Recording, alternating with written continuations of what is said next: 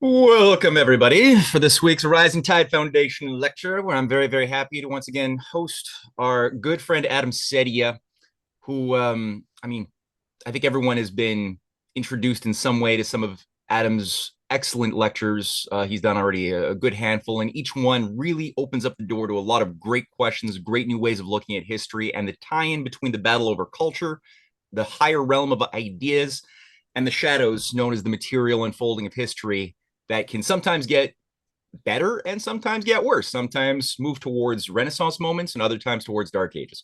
So that mind physics relationship is something Adam has pondered quite extensively about. I really, really appreciate his approach. So today we're going to have an exposition on the topic of the power of epic poetry, nation building versus ideology.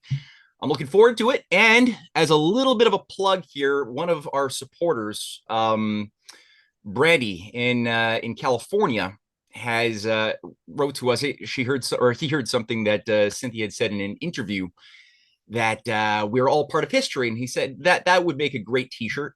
So he sent us a big box of T-shirts of all sizes and colors, of which I'm wearing one right now, and a little hat. It's not the same model of the hat, but we've got a bunch of these different hats and T-shirts all of a sudden. So RTF is getting into a bit of merchandise, all of it, and so if people want to look into that on our website, also in the chat box, in the description box, there are going to be links to look at what are those T-shirts, what are the colors, and if you guys want to pick some up, share them. They make great gifts. You do that. That was a little selfish plug here for the RTF, but that being said, we are all part of history, and Adam is going to show us exactly, or at least in a variety of fun ways, how this history has unfolded, with each of us playing a role for greater or lesser degrees in this unfolding process. And some people who are really, really in tune with the and self-aware of what they're a part of devote their creativity and their creative energies to creating works of art that are going to shape and mold and inspire or destroy, undermine the cultivation of souls deep into the future. Hence epic poetry, for good or for bad. So, Adam, without further ado, I leave it to you. Well, thank you, Matt, for that wonderful introduction. And it raises an important point that I actually wasn't going to make, but thank you for inspiring me for this. Um, Literature is as much a part of history as politics and war and economics and everything else. Literature frames the ideas that govern everything else. And as Percy Shelley famously said, poets are the unacknowledged legislators of the world. And in many ways, he's right. And in many ways, foremost among those legislators are the epic poets. And I want to show you three examples of how epic poems built and, in one case, resurrected a nation from a series of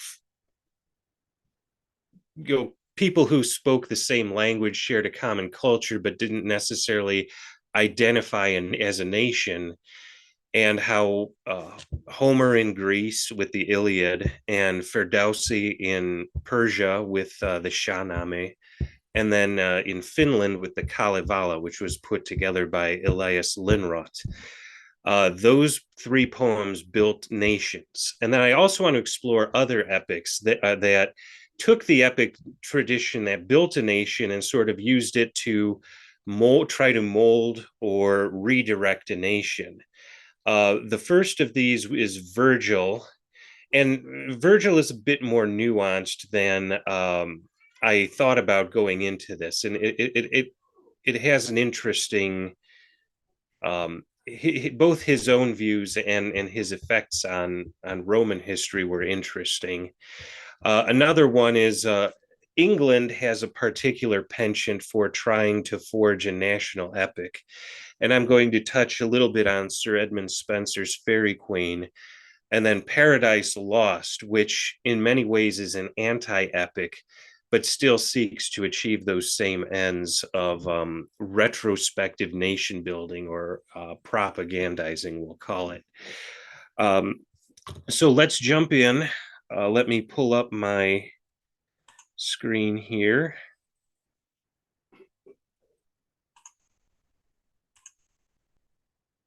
And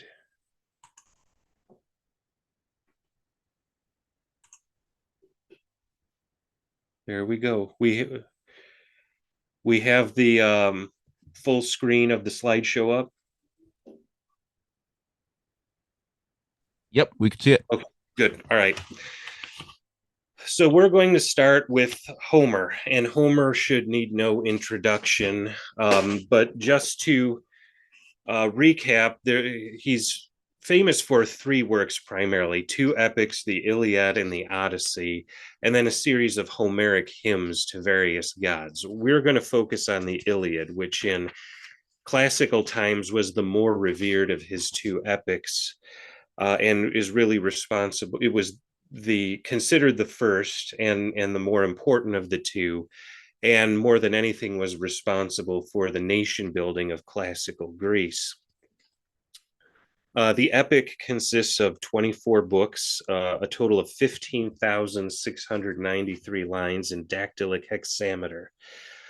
Just to summarize, it's in 24 books. Books 1 to 4 are the exposition. Agamemnon, the king of Mycenae and commander of the Greek forces, took a woman as a war prize, Chryseis, the daughter of a priest of Apollo, who prayed to Apollo to afflict the Greeks, or the Achaeans as they're called in Homer, with a plague. So Agamemnon returned her to her father and in turn seized Briseis, Achilles' captive, which was an insult to his honor. So Achilles storms off and asks his mother, the minor river goddess Thetis, to ask Zeus to aid the Trojans to beat back the Achaeans until they realize how much they need Achilles. And then thus allowing him to rage into battle and restore his honor.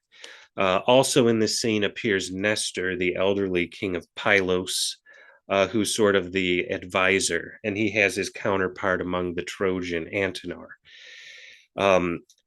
Agamemnon's brother Menelaus, the king of Sparta, agrees to a duel with the Trojan prince Paris, and here the cause of the war is revealed. Menelaus's wife Helen, reputedly the most beautiful woman in the world, was abducted or absconded with Paris to Troy. Now, it was more than just a case of stolen honor. Helen was the reason Menelaus was king of Sparta, so his throne depended on still being married to her.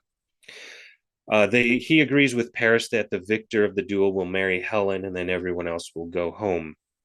But a stray arrow guided by the gods wounds Menelaus and the truce is broken. So for the next 10 books, the sides battle. And here we have the main heroes besides Achilles. On the Achaean side, we have Diomedes, the king of Argos. We have Odysseus, the king of Ithaca, who becomes the protagonist of the Odyssey. We have Aias, or Ajax, who is Achilles' cousin. On the Trojan side, we have Hector, the eldest son of Priam, the king of Troy. We have Hector's distant cousin Aeneas, who we'll visit later when we talk about Virgil. And then the gods are combatants too. For the Trojans, we have Aphrodite, Apollo, Ares. And for the Achaeans, we have Athena and Poseidon. The Achaeans are beaten back. Agamemnon sends an embassy to Achilles, admitting his error, but Achilles still refuses to fight. Then in books 16 through 18, Achilles' companion Patroclus can't stand to watch his side lose, so he disobeys Achilles' orders to stay, rides into battle wearing Achilles' armor. Hector mistakes Patroclus for Achilles, kills him, and then the Achaeans, after a hard-fought fight, recover his body. Achilles then wails in lament over Patroclus. His mother hears him, knows his fate is to die young if he kills Hector, but Achilles says that he's willing to die if it means he can kill Hector to avenge Patroclus. Then the final 5 books are called The Rage of Achilles. Agamemnon finally gives Achilles his gifts, returns Briseis. Achilles is indifferent. His horse prophesizes his death. Again, he's indifferent. Then he rides into battle wearing a new set of armor given him by Thetis. He confronts Hector, kills him, strips Hector of Achilles' own armor that Hector had stripped from Patroclus, then famously dishonors Hector's body by tying it to his chariot and dragging it around Troy. Afterwards, Patroclus' ghost appears to Achilles and requests funeral rites so his spirit can move to the underworld. They celebrate the funeral games. Then Priam, the king of Troy, leaves the city, brings gifts to Achilles, and begs for his son's body. Achilles finally, his rage subsides. He relents. The two lament their losses in war and the mortality of man. Priam takes the body, and then the epic concludes with the funeral rites of Hector.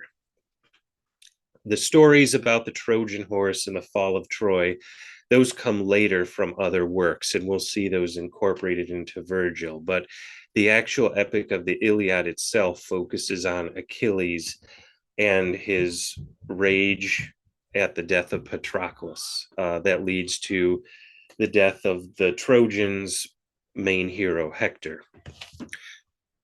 And there's the scene of Achilles dragging Hector's body around Troy. This was painted in the late 19th century. It's in Greece, in a palace that was built for the royal family there on the island of Corfu, called the Achilleum, actually. So I'm going to kind of work backwards from how I'm going to take the other novels. I've given you the story. Now I want to sort of give you the historical background. And if you watch my earlier presentation about Dark Ages, you'll get a good background about Mycenaean Greece and the fall. But just a general background, this is a tale of Mycenaean Greece, a highly developed Bronze Age civilization from the 15th through 12th centuries BC in what is now Greece. The major urban centers were all featured in Homer: Mycenae, Pylos, Sparta, Thebes, Athens. It was an international power of its time. Was called Ahiawa by the Hittites, which is the word Homer uses, the Achaeans. And the city of Mycenae itself appears in Egyptian records at the time of Amenhotep III. At the time of the Trojan War, the archaeological record mirrors what we have in the Greeks' historical and mythological stories. We have the destruction of the palaces, the end of Mycenae as a major power, massive population loss, migration out of Greece to Cyprus and the Levant and to Italy. We have a new dialect of Greece replacing the Achaean dialects, and then we have a complete loss of literacy for 4 centuries. This is known as the Greek Dark Ages. And then literacy is reintroduced with a new script. The Mycenaeans used a syllabic script we call Linear B. The Greek alphabet that we still have today, that the classical Greeks used, was derived from the Phoenician alphabet, and in the 8th century BC. So 740 BC, give or take, is the earliest classical Greek inscription we have. This brings us to Homer. Homer wrote this sometime during the Greek Dark Ages. We're not exactly sure. Right now, the consensus, it places him somewhere between 750 and 600 BC, so around the time of the very beginnings of Greek literacy. Interestingly enough, in the 17th and 18th century, it was the scholarly trend to deny that Homer as an individual even existed at all. Instead, they credited Homer with as just a persona, that these various songs were assembled under his name. Interestingly enough, after studies of Balkan oral epic poetry in the 20th century, the new consensus was that the Iliad and the Odyssey are both the work of a single author, because the narrative is just too coherent to be a string of random songs. Now, there is some disagreement over whether the Iliad and the Odyssey themselves were written by the same author. But my own thought on this is the ancients were much closer in time to Homer than we are. The scholars, quote unquote, thought that Mycenaean Greece was a myth made up by Homer, and archaeology proved them wrong. So I see no reason to disagree with what the ancients said about Homer. And interestingly enough, Homer's stories do go back to Mycenaean Greece. He gets a lot right that would have been known in Mycenaean Greece that would not have held true in his own time in classical Greece. He references Mycenae and Pylos as great cities, which by his time were in ruins. He gives his cities kings, which by classical Greece, most cities had lost or gotten rid of their royalty and were in some ways elective or republican governments. He describes chariot warfare, which was standard fare in Mycenaean Greece and had fallen out of use by classical times. And he describes Mycenaean armor like leather helmets and long shields, whereas in classical Greece you had bronze helmets and round shields. And he describes one-on-one battles between champions, which again, no longer, for example, between Achilles and Hector. By classical times, the standard method of Greek warfare was in the phalanx with a line and no distinct individual combat. Homeric Greek is also its own animal. There's no other author writes in the type of Greek he uses. When we talk about classical Greek, what we mainly talk about is Attic Greek, which was used in Athens, which is the region of Attica. That was most of the literature we have came from that area, but there was Dorian dialects, there was Arcado-Cypriot, which was most closely descended from the Mycenaean, and there was Ionian along in Ionia, which is now the western coast of Turkey.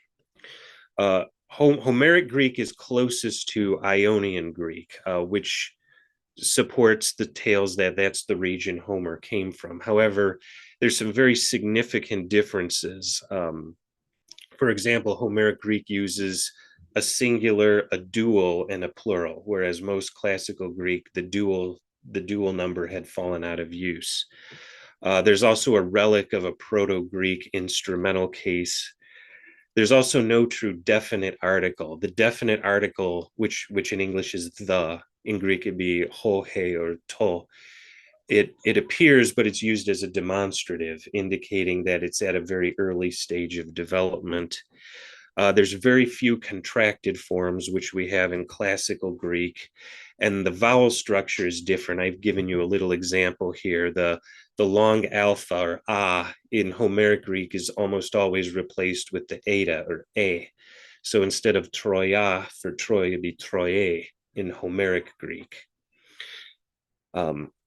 Interestingly enough, when Mycenaean Greek was first deciphered in the 1950s, there were some verbal forms that were inexplicable in Homeric Greek that after the decipherment of Mycenaean Greek now made sense. These verbal forms went back to Mycenaean times, which indicates the antiquity of many of the tales, the songs that Homer wove into his epic. Now, let me go back. Now, as for the impact of Homer, his influence can't be understated. The Iliad is I would call it the foundational text of classical and therefore Western literature. By the 5th century BC, his work was already canonic. It was considered essential to the intellectual life of any educated Greek. The ability to recite Homer from memory was the mark of status and of education. And Homer was also considered the guide for the ancient Greek military frame of mind. Tactical innovations such as methods of trickery used in the epic were considered praiseworthy, and tacticians saw Odysseus, for example, as a model to outsmart your enemy. And then, although the one-on-one confrontation was not the method of warfare in classical Greece, the mindset of a heroic clash governed a lot of the warrior ideals of that time. And Homer's work also formed the basis for much of the other literature, especially the drama of that time. I'll just reference Aeschylus's Oresteia as one work, which tells the story of what happened to Agamemnon after he returned from Troy victorious, and the tragedy that follows there. Homer's works were never lost. They survived consistently into the Roman and Byzantine periods. Um, they were reintroduced into Renaissance Italy, but interestingly enough, Homeric stories had survived in Western Europe, and they weren't considered anything new. If anything, it took a while for the original works of Homer from their reintroduction to become part of the standard canon in the West. And Homer also establishes the conventions for all future epic poems. The Iliad begins what we call in medias res, in the middle of the story, and we get the background later. It begins with an invocation of the muse. It focuses on a hero, in this case, Achilles. We have divine characters intervening, and then we have stylistic devices, the epic simile, which is an extended simile.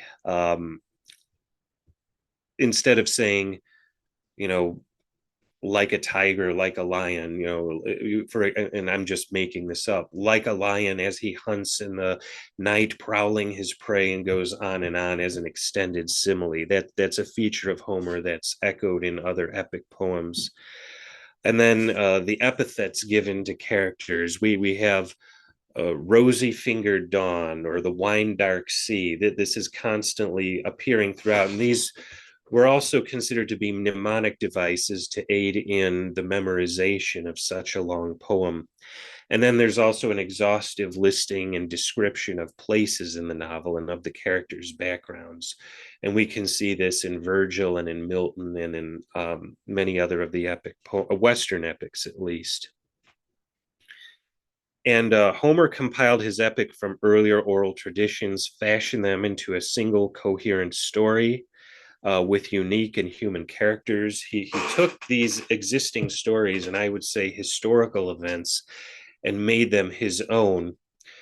And he forged a tradition and a culture. Classical Greece, though famously not politically unified, was certainly culturally unified. And regardless of whether you were Athenian or Spartan or Theban or Corinthian, the work of Homer was held in high esteem. In this way, he would be much like the Olympic Games, which were every 4 years, every city, Greek-speaking city, sent its athletes to compete there, and it was a symbol of cultural unity among the Greek city-states. Well, Homer served as another example of cultural unity. And when Greek culture was diffused throughout the Mediterranean, after Alexander the Great, Homer came with him. And knowledge of Homer and the ability to recite Homer was the hallmark of being a Greek, whether you were in mainland Greece or Egypt or Syria or Sicily or any other of the Greek world at the time. So in that way, Homer built, I wouldn't just say ancient Greece, but the classical and the Western tradition in general. My next epic, interestingly enough, brings us to Persia, the Greeks' famous enemies.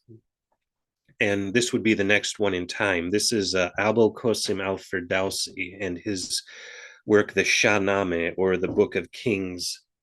And here I want to begin with a little bit of historical background, talk about the Persian language and culture. Persia actually begins, it's the regions with one of the oldest historical records.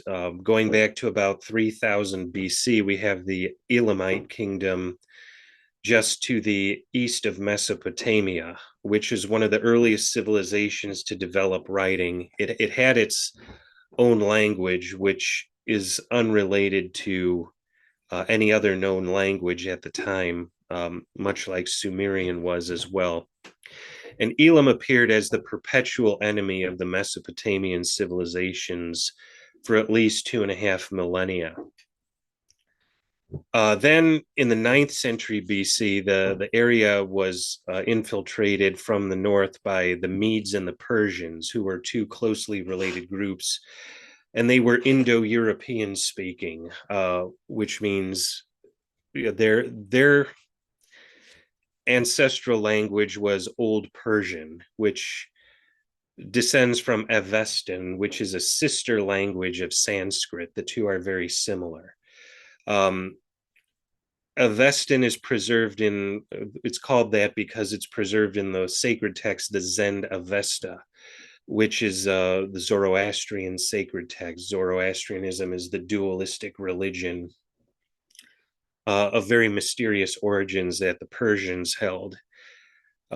Involves realms of light and darkness, and Ahura Mazda is the god of fire. And then from Old Persian, well, before we get on, the Old Persian displaced the Elamite and the pre-Indo-European languages, so that by the end of the Persian Empire, by the time of Alexander the Great, those languages had been lost essentially, and Indo-European dialects replacing them.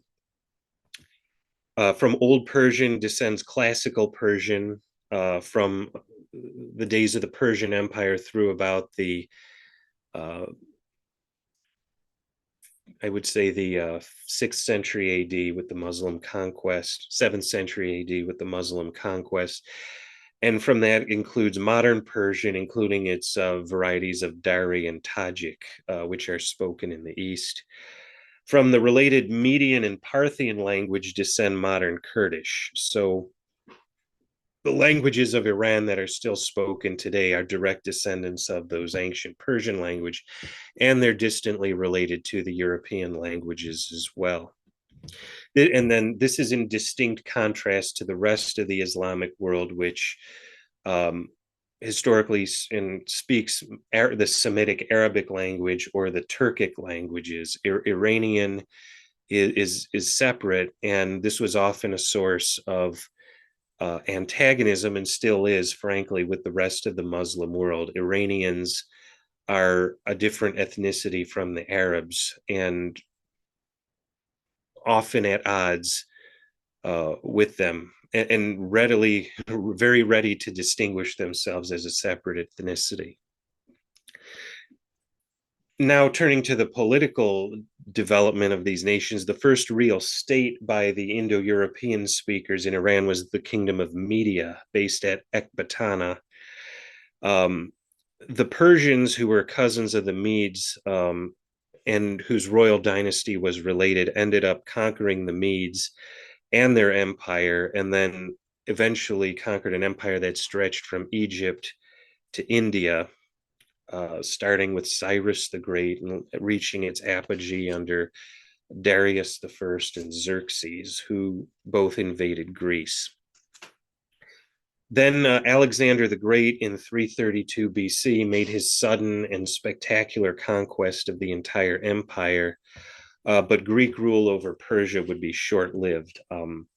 In 247 BC, a Parthian chieftain named Arsaces rebelled against the Greek rulers, who were unable to stop him. And within a century, his kingdom had reconquered all of what is now Iran, as well as Mesopotamia. And they built their new capital at Ctesiphon on the Tigris River. And this was the Parthian dynasty, which would rule for about 500 years until 224 AD. And all they were not ethnically Persian, they were closely related Parthians. They were Zoroastrian, and they regarded themselves as the successor of the old Persian Empire. And they were the mortal enemy of first the Seleucid and then the Roman Empire. It was one of the regions Rome was never able to conquer, and was always, that frontier was always a source of conflict. Then in the year 224, Ardashir, a Persian vassal of the Parthian king, overthrew his master and founded the Sasanian dynasty, or Sassanid, which would last a little over 400 years. It was the last great pre-Islamic Persian dynasty.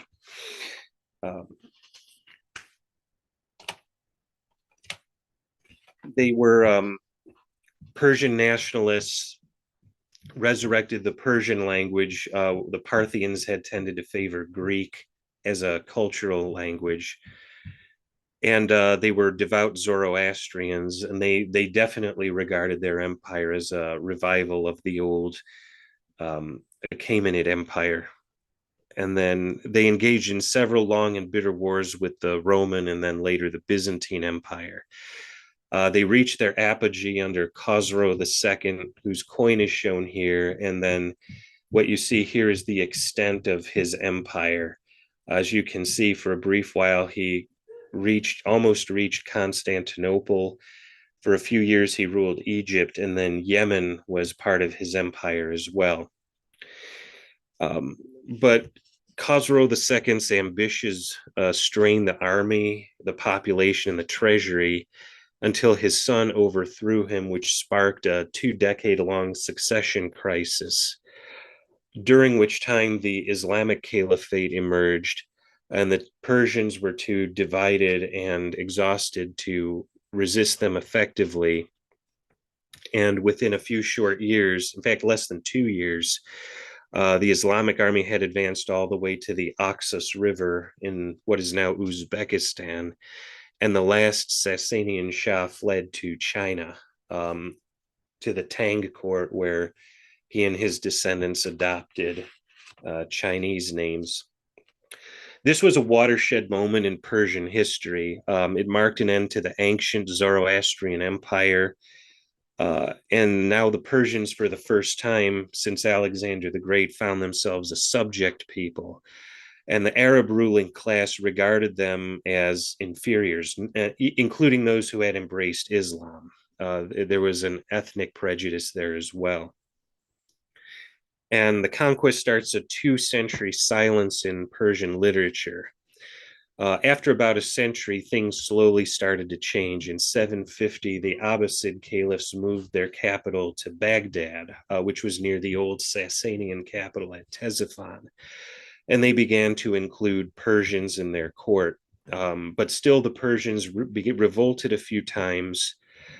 Then, when the Abbasid power began to decline, we had native Persian Islamic dynasties emerge. In 934, there were the Buyids, who actually claimed to be descendants of the Sasanian dynasty.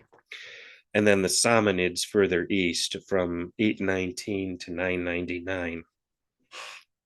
These dynasties, some began to reassert Persian identity. They syncretized Zoroastrian religious holidays with Islamic ones, and most significantly, they started using the Persian language. This was called New Persian, because it was written in the Arabic script rather than the old Pahlavi script. The first poet at this time was Rudaki, around 880 to 940. And that's where Firdawsi comes into play here. He was born around 940 in Khorasan under the Samanids, which was further east in Iran. His family were Muslims, and they belonged to a class known as the Dehkan, which were landed aristocracy whose origins predated the Islamic conquest. They regarded themselves as preservers of the traditional Persian culture, importantly including oral history. And so Firdawsi in 977 began writing the Shahnameh, or the Book of Kings. It was intended as a continuation of a prose work of the same title by an earlier court poet named Abu Mansur Dakiki, who was murdered by his slave that year. So Firdawsi took up his pen and began writing it as a poem. His main goal was to preserve the Persian stories of its oral tradition, of its history and writing. And the Samanid prince Mansur sponsored him, which resulted in the first version appearing 17 years later in 994. Then in 999, the Samanids were conquered by the Turkic Mahmud of Ghazni. Firdawsi then rewrote parts of his work to adjust them for his new patron and completed it on March 8th of 1010. The scale of the work is enormous. It has more than 50,000 couplets of 22 syllables each, which comes to about 200,000 lines of English pentameter in translation.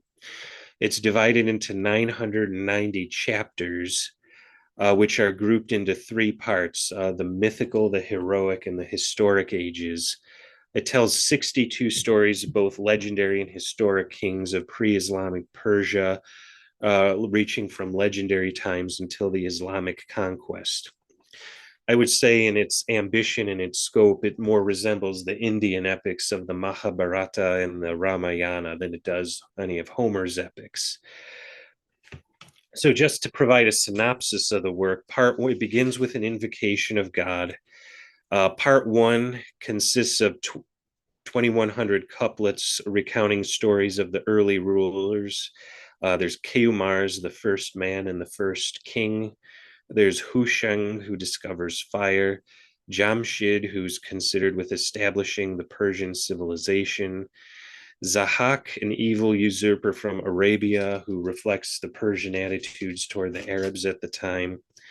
There's Feridun, who overthrows Zahak and reasserts Persian rule.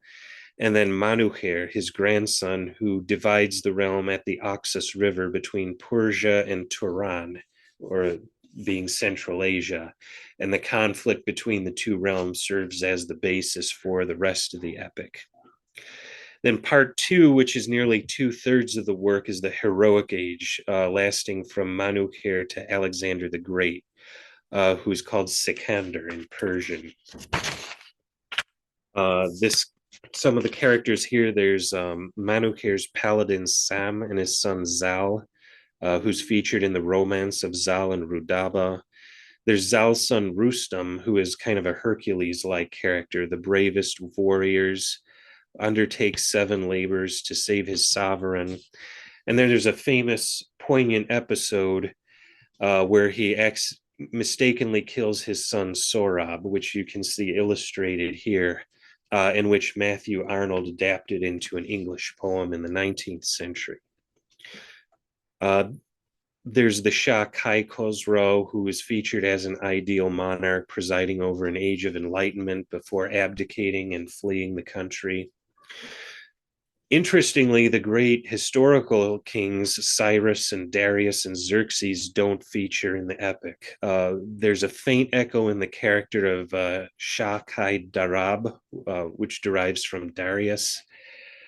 But the reason they're missing has been attributed to Firdawsi coming from Khorasan further east, which was away from the ancient Achaemenid power centers. And therefore, there probably wasn't much of a historical memory of those rulers where he was. And then, consistent with Islamic tradition, Alexander the Great is made to be half Persian, actually, an illegitimate son of Kai Darab. And he's portrayed as a seeker of knowledge and enlightenment as much as a conqueror. And then part 3 begins the historical period. It begins with a brief mention of the Parthian rulers whose memory had been purged by the Sasanians, and then a rather accurate account of the Sasanian Shahs. Khosrau I is portrayed as an ideal monarch, and Khosrau's general, Bahram Chobin, who had actually usurped the throne briefly as Bahram VI, and was made a central hero largely because he was the purported ancestor of the Samanid patrons of Firdawsi. And then the epic concludes with the Islamic conquest, which is portrayed as the disastrous result of a series of weak, extravagant, and petty rulers.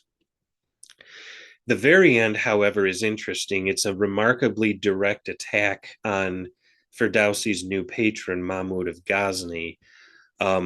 it's speculated to result from being stiffed on payment for his work. So he attacks Mahmud and tyranny in general as presumptuous, and then he argues that the pen is mightier than the sword, because by giving offense to the poet, the ruler condemned himself to perpetual infamy, and his wrongs being commemorated for everyone else to read who reads the epic. And then finally, it closes with the epic's objective. The wise grow wiser, the meek are emboldened, and ancient tales of the people's heroes forever flourish. And that's the completion of the work. The massive work, Firdawsi's massive work, had an immediate legacy. It revived Persian as a literary language.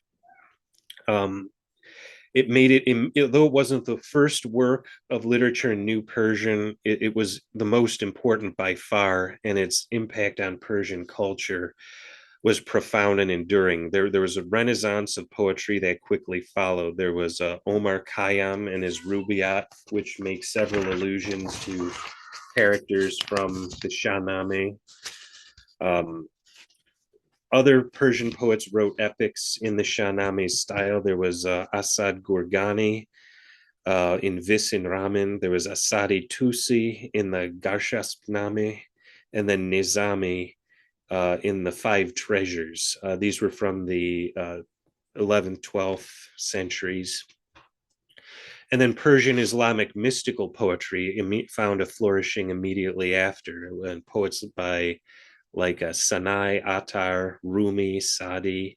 Sadi, in fact, believed that Persian poetry had its true origins in Firdawsi. There was Hafiz, and then the poet Anvari of the 12th century said of Firdawsi, he was not just a teacher and we his students, he was like a god and we are his slaves. Studying the epic, like with Homer, became necessary for mastering the Persian language.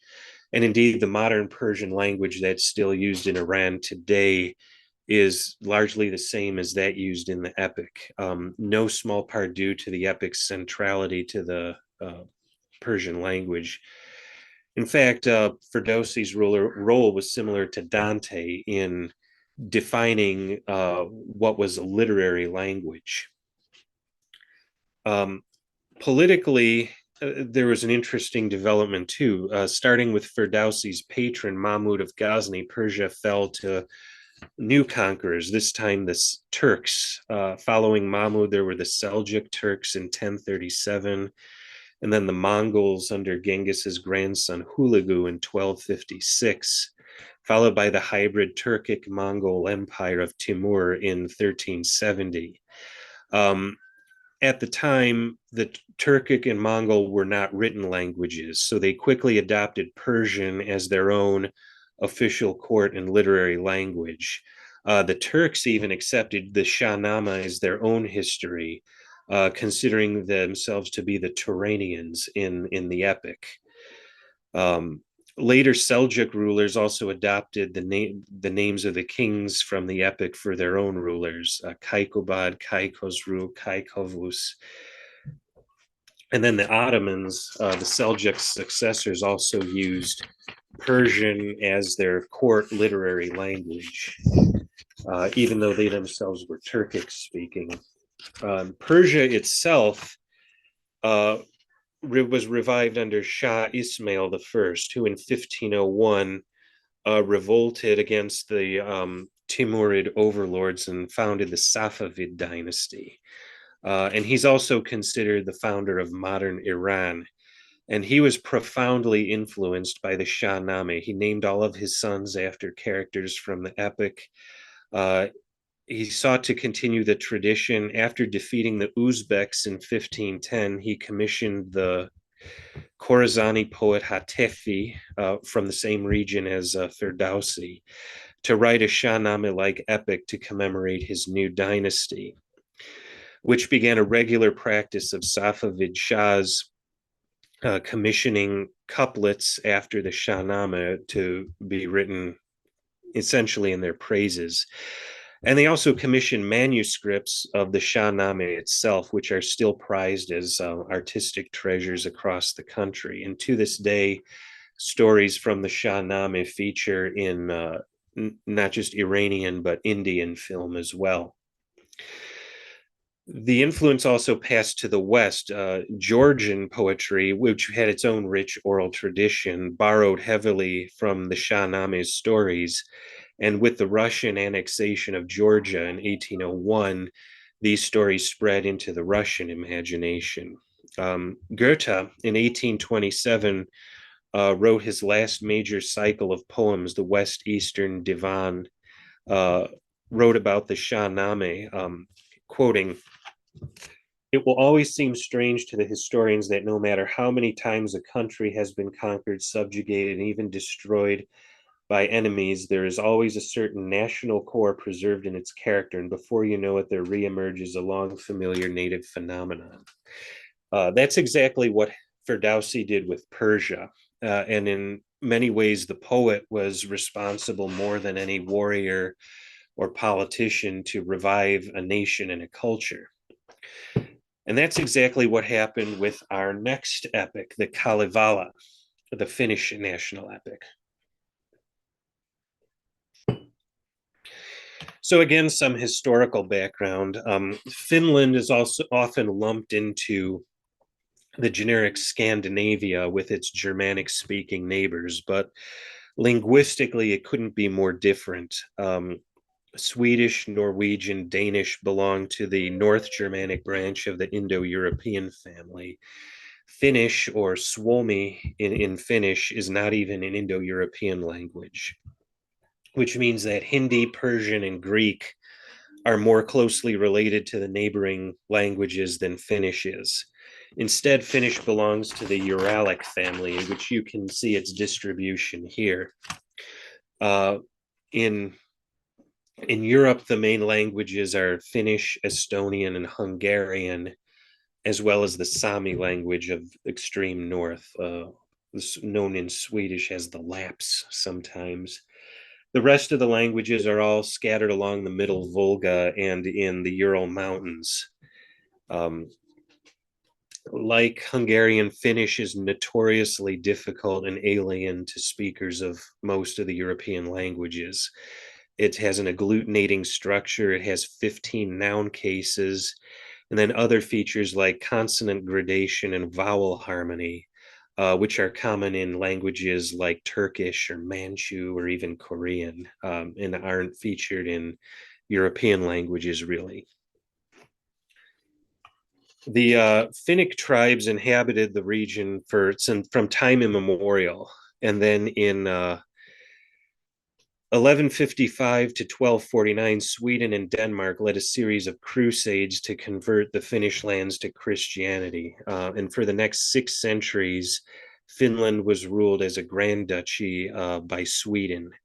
And it was dominated for all those centuries by a Swedish-speaking elite in its cities.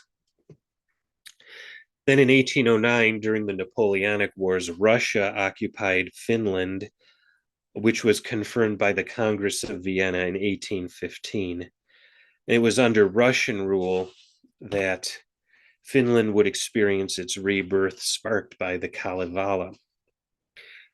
Before the Kalevala, there was no real Finnish literature. There were some religious works. When Sweden underwent the Reformation in the 16th century, Finland went along with it, and the Finnish clergyman Michael Agricola created the Finnish alphabet. But after then, Finnish publications were limited only to religious texts. Most literary activity was done in Swedish because the Swedes were the literary class. Then the man you see here was Elias Lönnrot, who lived from 1802 to 1884. He was a physician who was actually a member of the Swedish gentry. In 1832, he began his practice in a poor rural area of eastern Finland, where he was the sole physician to more than 4,000 people. He was something of a Renaissance man, though. Aside from medicine, he was interested in linguistics, folklore, and botany. And during his travels, he compiled the folk songs that had been transmitted orally since time immemorial. In fact, some of the songs by linguists are estimated to be more than 3,000 years old. In he collected these into a single epic, which he called the Kalevala, or the Land of Kaleva.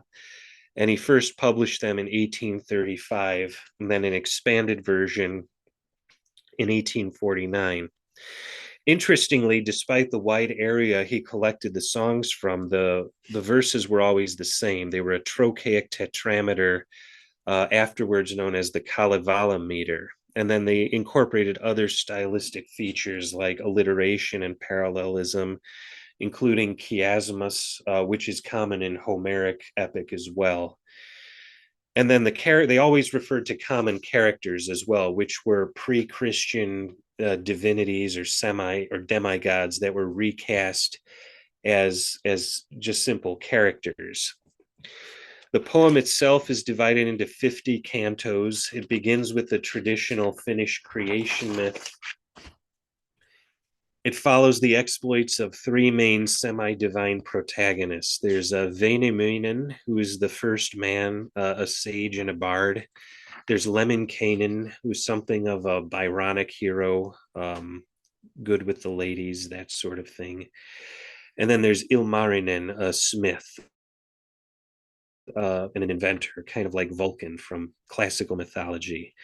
They each have their stories featuring separately, then they venture together in cantos 39 through 49.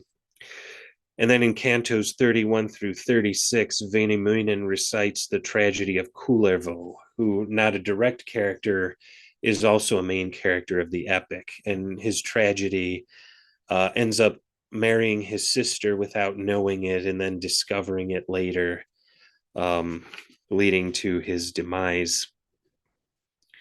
And then in the final canto, number 50, it's an allegorical tale of the conversion of Finland to Christianity. Väinämöinen departs by sea, leaving his songs, and then the kantele, which is a zither-like Finnish national instrument. I was going to link to a video of it, but I didn't have time. It's Kantele if you want to search for a video of it playing. It's a very ethereal sounding instrument, and there's actually videos of singers singing cantos from the Kalevala in Finnish, accompanied by the kantele. I don't want to infringe on anyone's copyright, so those can be easily found, and there's a number of them. Here's an example of the verse here. This is the actual final lines of the epic. Finnish always has its stress on the first syllable, which leads to this natural trochaic beat. And I'll read maybe the first few lines for you just to get a feel of the language.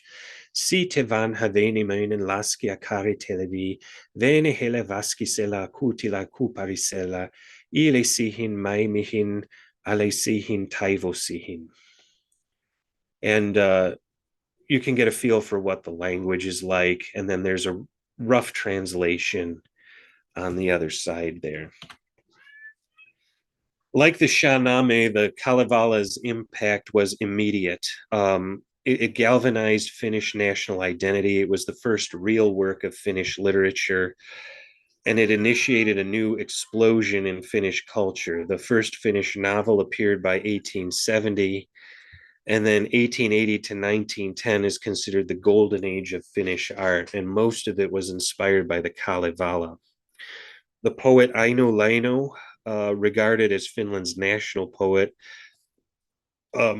used the Kalevala meter and the characters from the Kalevala in much of his own poetry.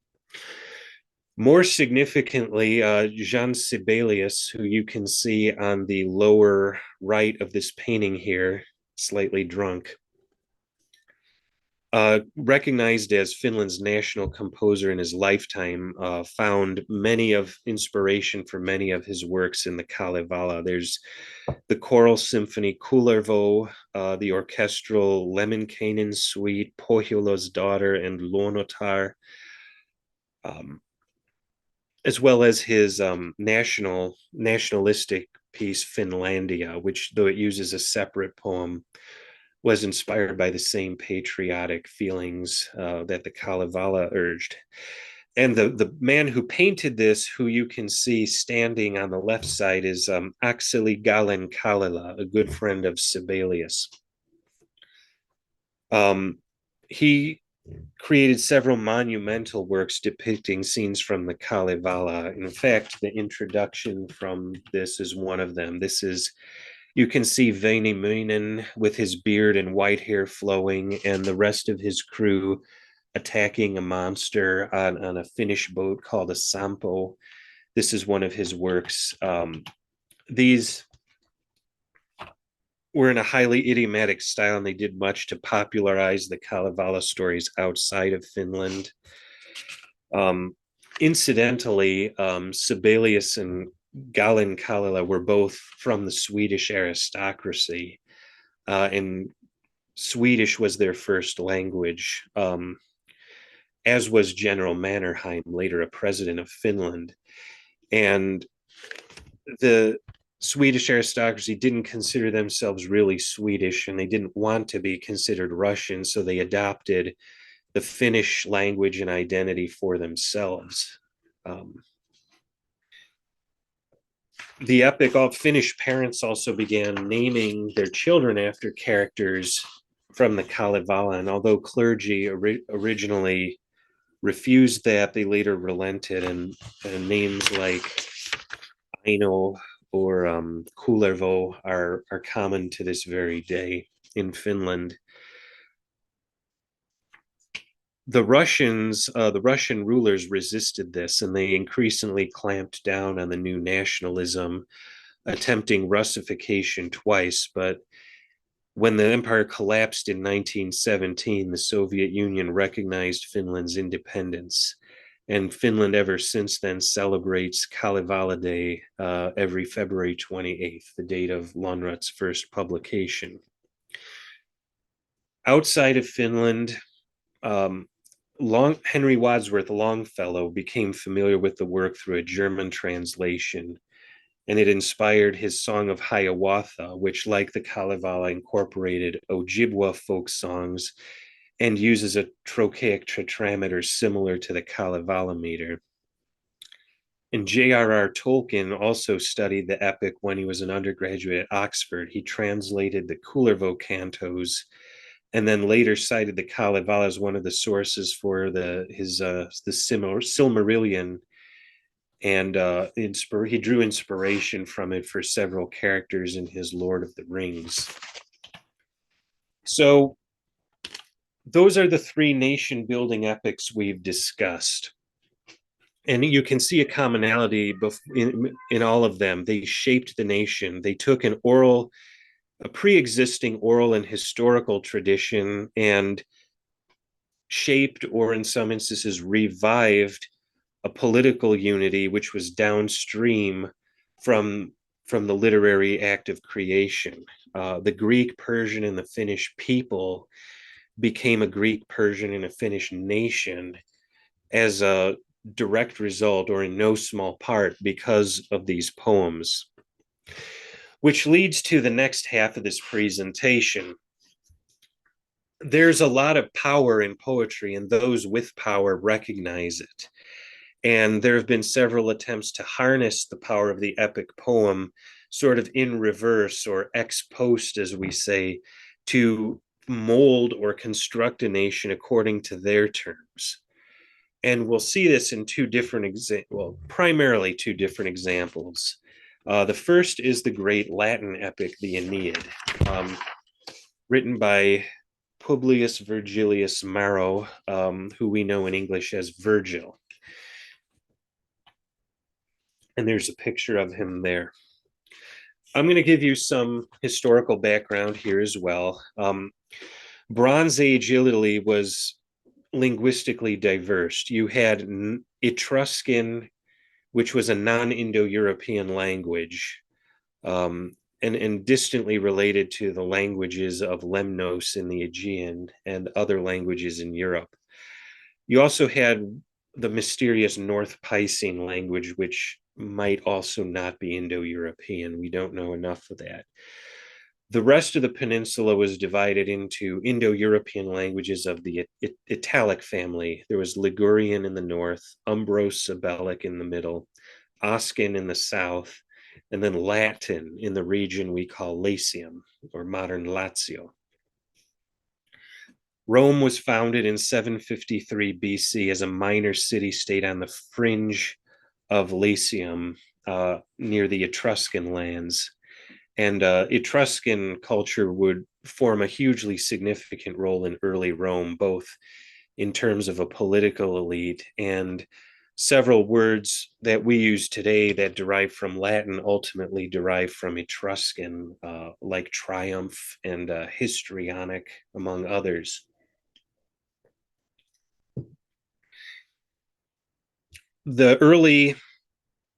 The monarchy was overthrown in 509 BC, and then a republic was established that had a senate consisting of aristocratic families and then various assemblies of everyone else. You had two classes, the patricians, who were the noble families, which was defined by descent, not wealth, and then the plebeians, which were everybody else. Now, interestingly, the Senate consisted of both patrician and plebeian families. The only qualification was to own a certain amount of property, because that meant that you could fund troops to fight in battle. And the fact that you were able to do that gave you a voice in making policy in the Senate, because it was the Senate that decided to go to war.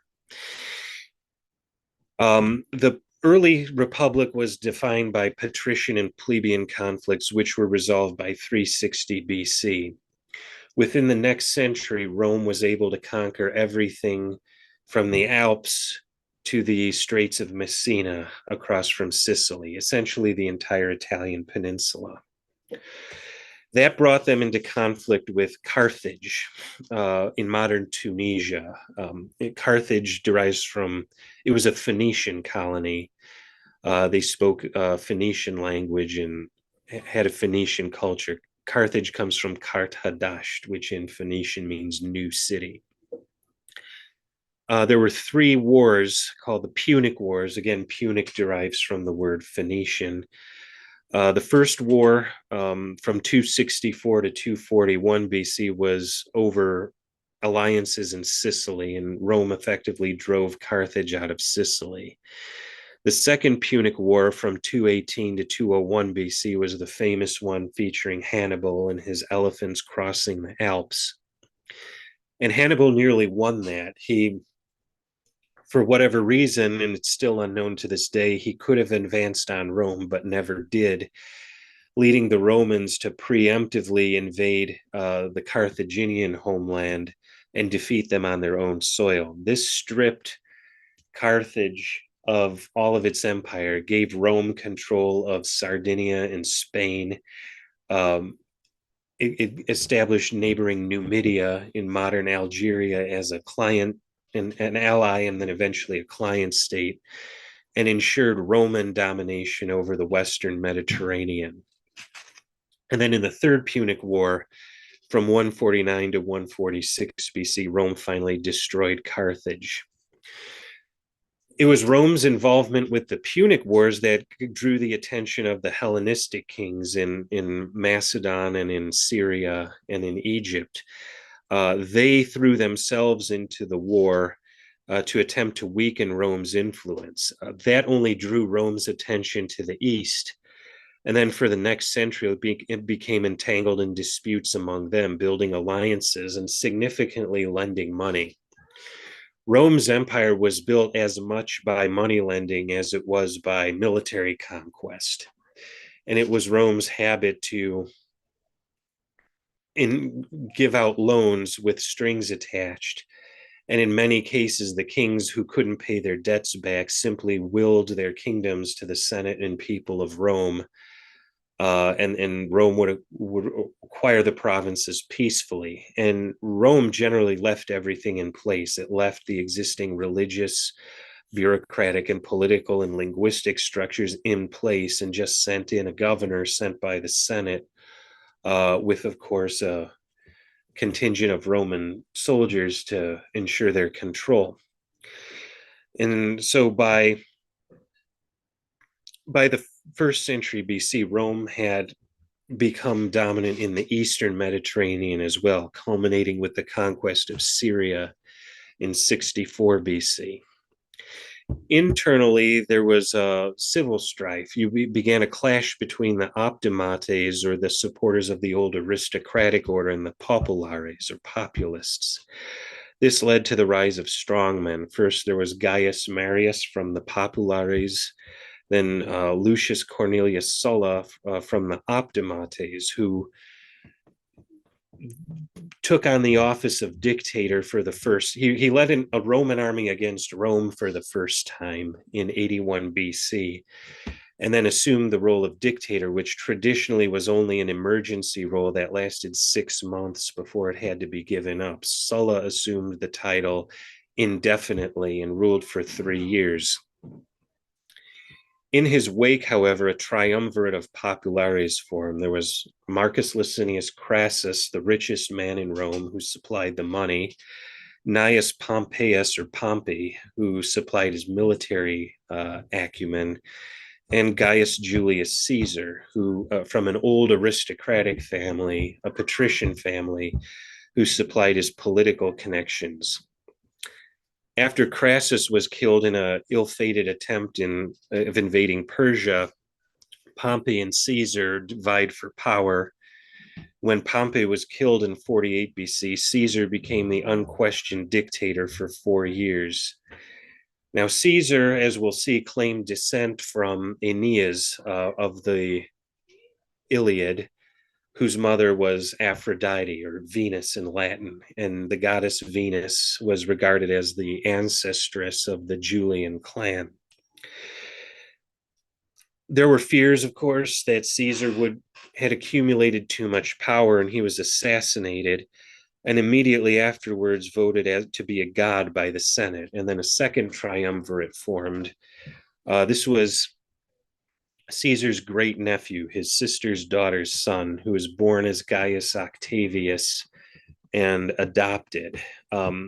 Historians refer to him in his early days as Octavian, but he never went by it, which would have been his proper adoptive name, but he never went by that. Instead, he simply called himself Caesar Divi Filius, or Caesar, son of the god, to boost his legitimacy. He would later be known as Augustus, or the Exalted.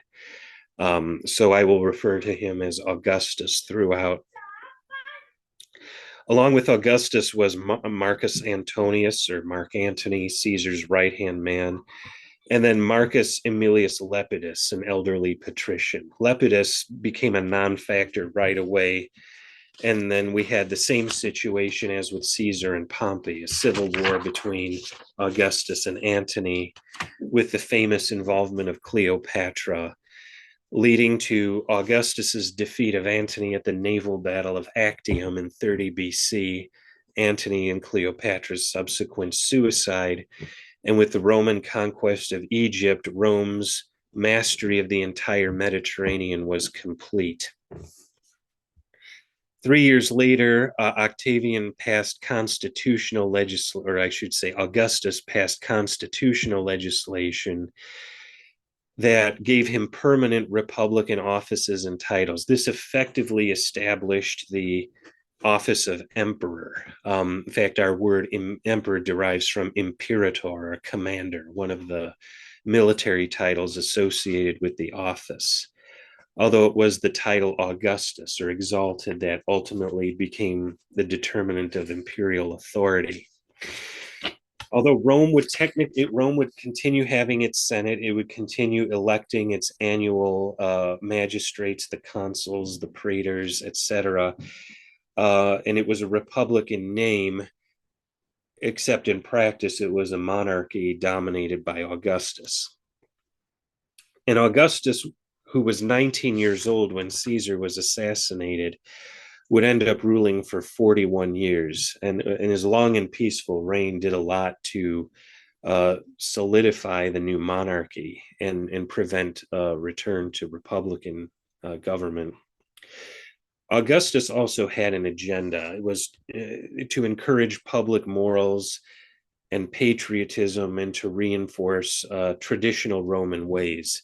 The influx of trends and people from the East, from Greece, from Syria, from Egypt, had introduced novelties to the traditional, rather austere, comparatively austere Roman way of life.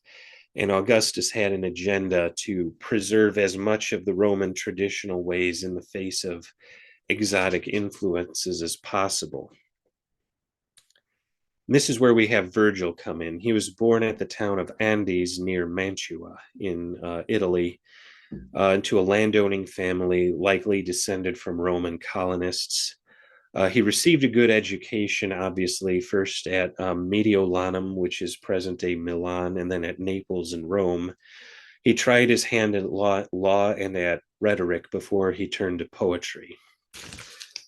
His early works are pastoral. There was his eclogues or bucolics, as they're sometimes called, from 42 BC, which is a set of 10 pastoral poems.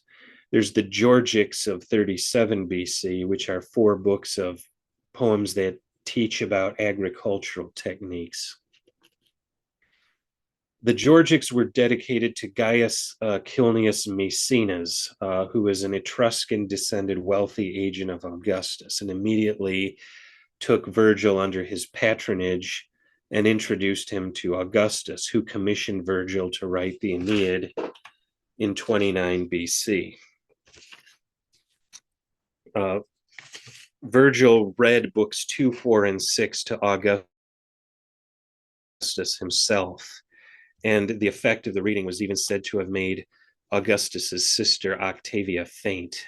You can see that became a famous depiction in art, and you can see one depiction here. Virgil's on the right, and Augustus is in the red holding his sister. Virgil continued writing until his death in 19 BC. He left it unedited and likely unfinished because it ends rather abruptly. In fact, in his will, he instructed that the work was to be burnt, but Augustus intervened and ordered the executors to disregard the wish. So, about the work itself, you can see a scene painted from it here. The final scene, in fact, where Aeneas kills his enemy Turnus. The Aeneid consciously followed Homer as its model. It adopts the Homeric style. It begins in medias res. It involves the same gods on the same sides as the Iliad does. It's also written in dactylic hexameter, although the 24 books are halved to 12. And interestingly, it combines both the Odyssey in its first half, it's a wandering theme, the tale of Aeneas going from Troy to Italy.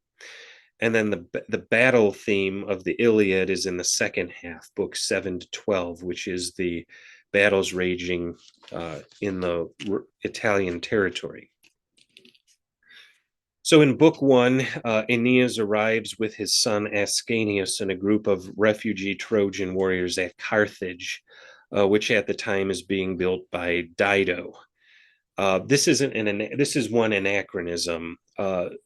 Classical histories do attribute the building of Carthage to a queen named Elissa, but she's dated 300 years after the events in the Aeneid.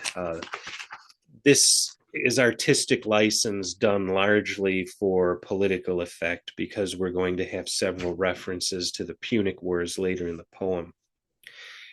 Here we have Juno, who is the Roman Hera, and Neptune, the Roman Poseidon, opposing him. Venus, his mother, the Roman Aphrodite, sends Cupid disguised as Ascanius to make Dido fall in love with Aeneas. Books 2 and 3, Aeneas describes the Trojan horse and the sack of Troy to Dido. And then the wanderings after Troy. And here we have an echo of the Odyssey. We have characters from the Odyssey reappearing like Polyphemus, the Cyclops, as well as Scylla and Charybdis. Book 4, Juno convinces Venus to distract Aeneas by making him return Dido's love. They consummate their love. Dido considers herself married, but then Jupiter sends Fama, a distinctly Roman goddess. Fama means reputation or renown, a personification of the concept, like many native Roman gods were. Native Roman gods that weren't adopted from the Greeks. There were hundreds of them. Fama reminds Aeneas about his destiny. It's not in Carthage. So dutifully, Aeneas departs. Dido commits suicide on a flaming pyre and predicts conflict between the two peoples, i.e., the Punic Wars. In Book 5, Aeneas lands in Sicily, celebrates the funeral games for the anniversary of the death of his father. And then in Book 6, it lands at Cumae near Naples, and the Cumaean Sibyl takes him to the underworld, again mirroring Odysseus in his voyage to the Elysium in the Odyssey. And there he sees the spirit of his father Anchises and receives a prophecy of the destiny of Rome, and specifically of the Julii and Julius Caesar. Then we get into the second half of the war half of the epic. In Book 7, the Trojans land in Latium, and a local ruler named Latinus receives an oracle about the strangers, promises Aeneas, gives Aeneas his daughter Lavinia as a wife. But Lavinia is already promised to Turnus, the king of the neighboring Rutuli. Juno then incites Amata, Latinus's wife and Lavinia's mother, to oppose her husband and incite Turnus to war. In Book 8, Aeneas goes to the Etruscans to seek help and visits the future site of Rome.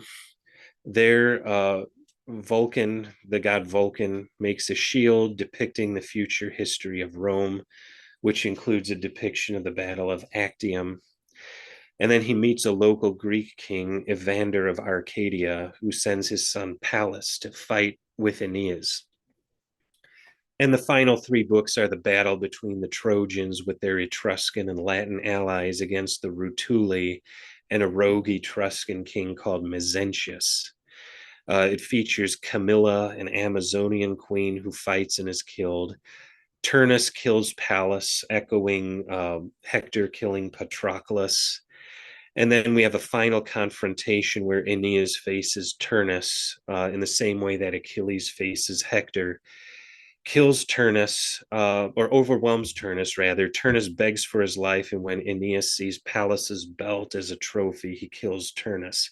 And there the epic abruptly ends, which leads many to speculate that it was left unfinished.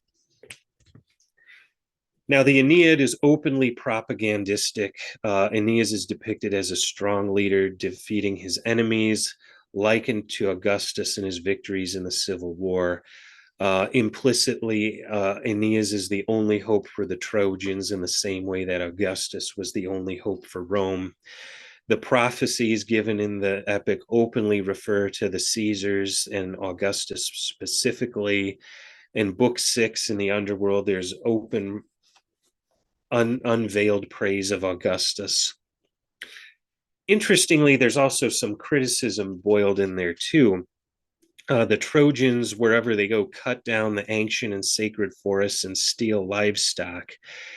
And Virgil, who is known as a lover of nature and the pastoral life in his prior poems, may here be criticizing the Romans for their environmental destruction running rampant across the land.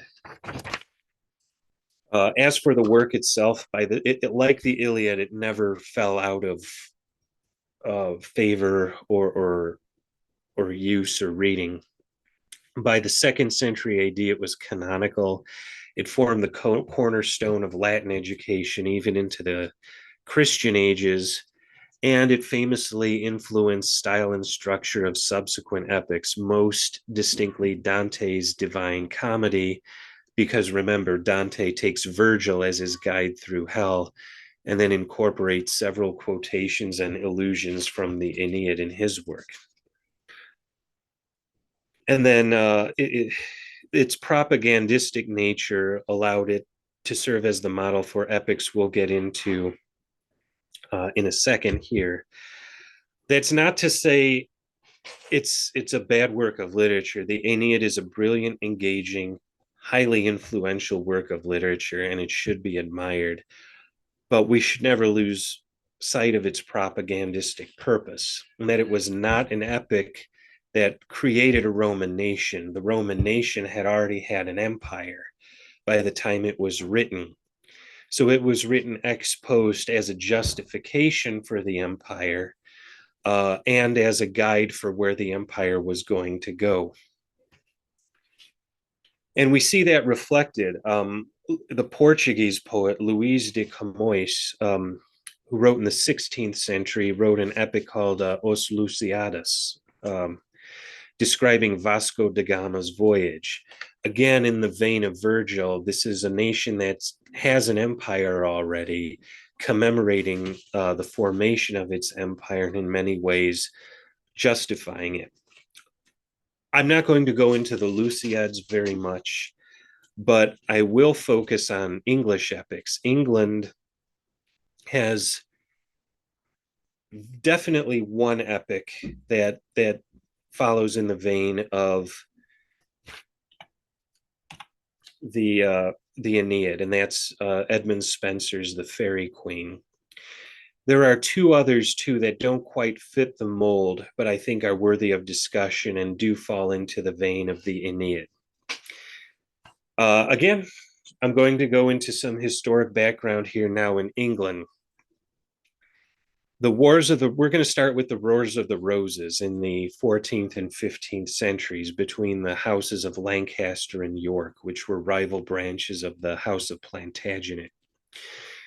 These happened partially concurrently with and partially afterwards the Hundred Years' War with France, and these decimated the English nobility and the royalty. The victorious party that ended up emerging was Henry Tudor, the Earl of Richmond, who was descended from the Lancastrian line and married into the Yorkish line, thus uniting the two rival branches. Now, at the same time, almost, and these events were not related, Thomas Malory publishes his in this exact year Henry VII becomes king in 1485.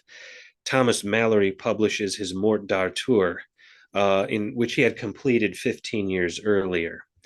And it doesn't draw too much from the Geoffrey of Monmouth recitation of King Arthur. Instead, it retells medieval Arthurian romances in a single volume. Although the Arthurian period is from the 5th and 6th century in post-Roman England, which we've discussed in detail earlier, Malory sets these stories in an unspecified medieval time full of anachronisms, which would become the standard for future Arthurian settings. And in fact, all later Arthurian settings would rely primarily on Malory's version. And Malory's tale was immediately seized on as a source of political legitimacy, and that was in no small part because the Tudors were Welsh in origin. The Welsh were Celtic-speaking descendants of the original Britons before the Anglo-Saxon invasion, so they regarded Arthur as one of them, as one of their ancestors, the Tudors, that is, and used the Arthurian legend to legitimize Tudor rule over England. In fact, Henry VII named his oldest son Arthur, the Prince of Wales, who died before his father, and it would be Henry VIII's younger son, Henry VIII, who succeeded him.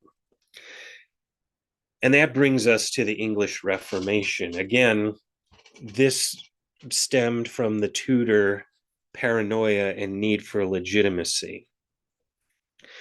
It had risen as a combination of the York and Lancaster lines after a civil war, so Henry VIII viewed the need to perpetuate his line at all cost.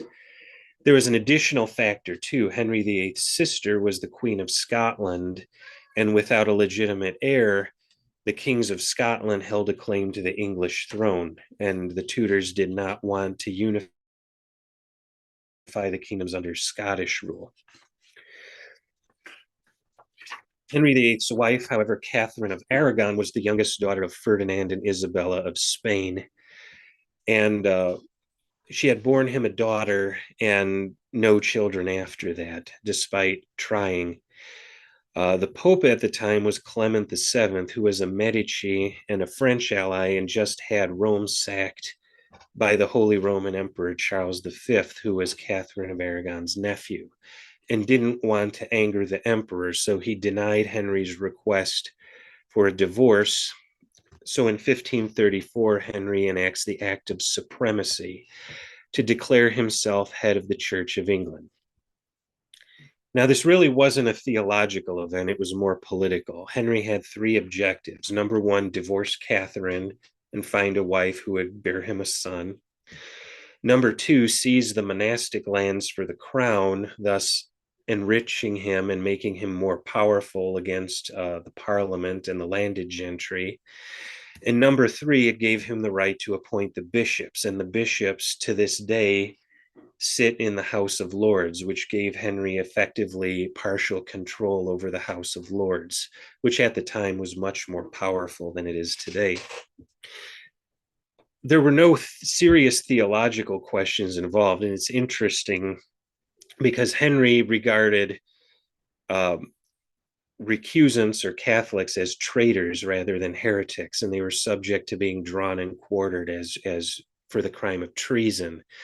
Calvinists who had gone to England at the time were regarded as heretics and burnt at the stake, which shows where Henry was at least.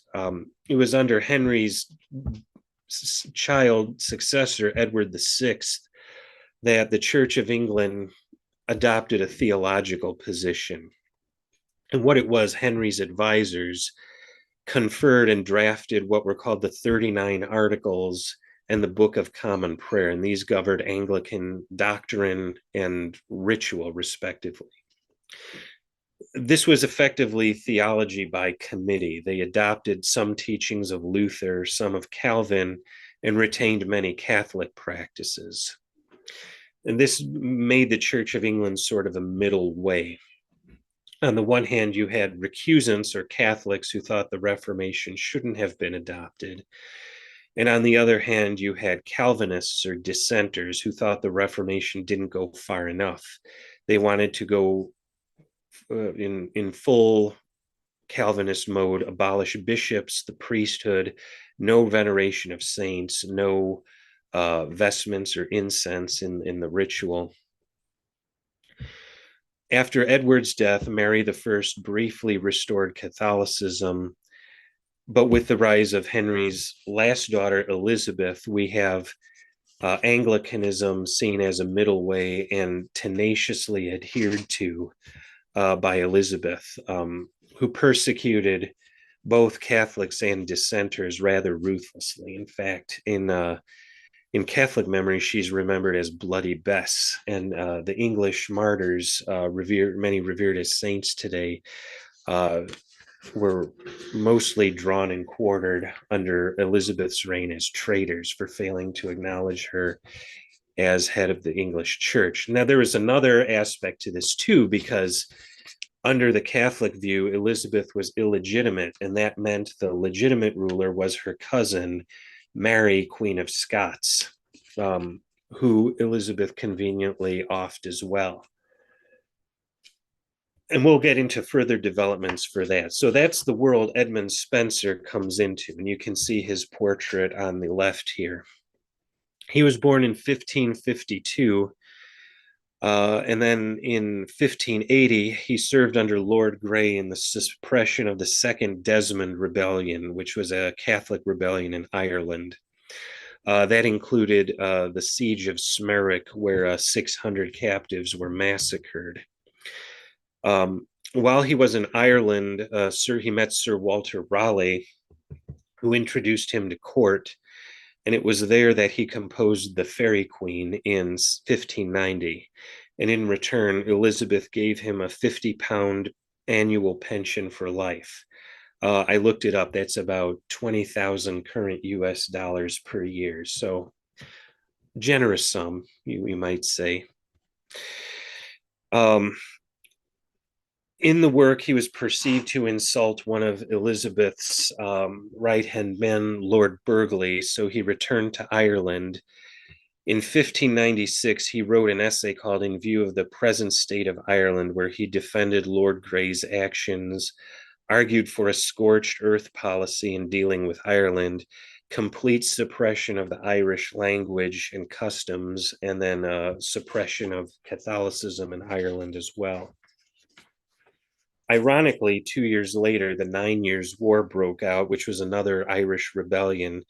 His house and property were destroyed, and he returned to London, where he died the next year in poverty. The Faerie Queene, which is his magnum opus, is 6 books of 4,000 stanzas and 36,000 lines, making it one of the longest poems in English.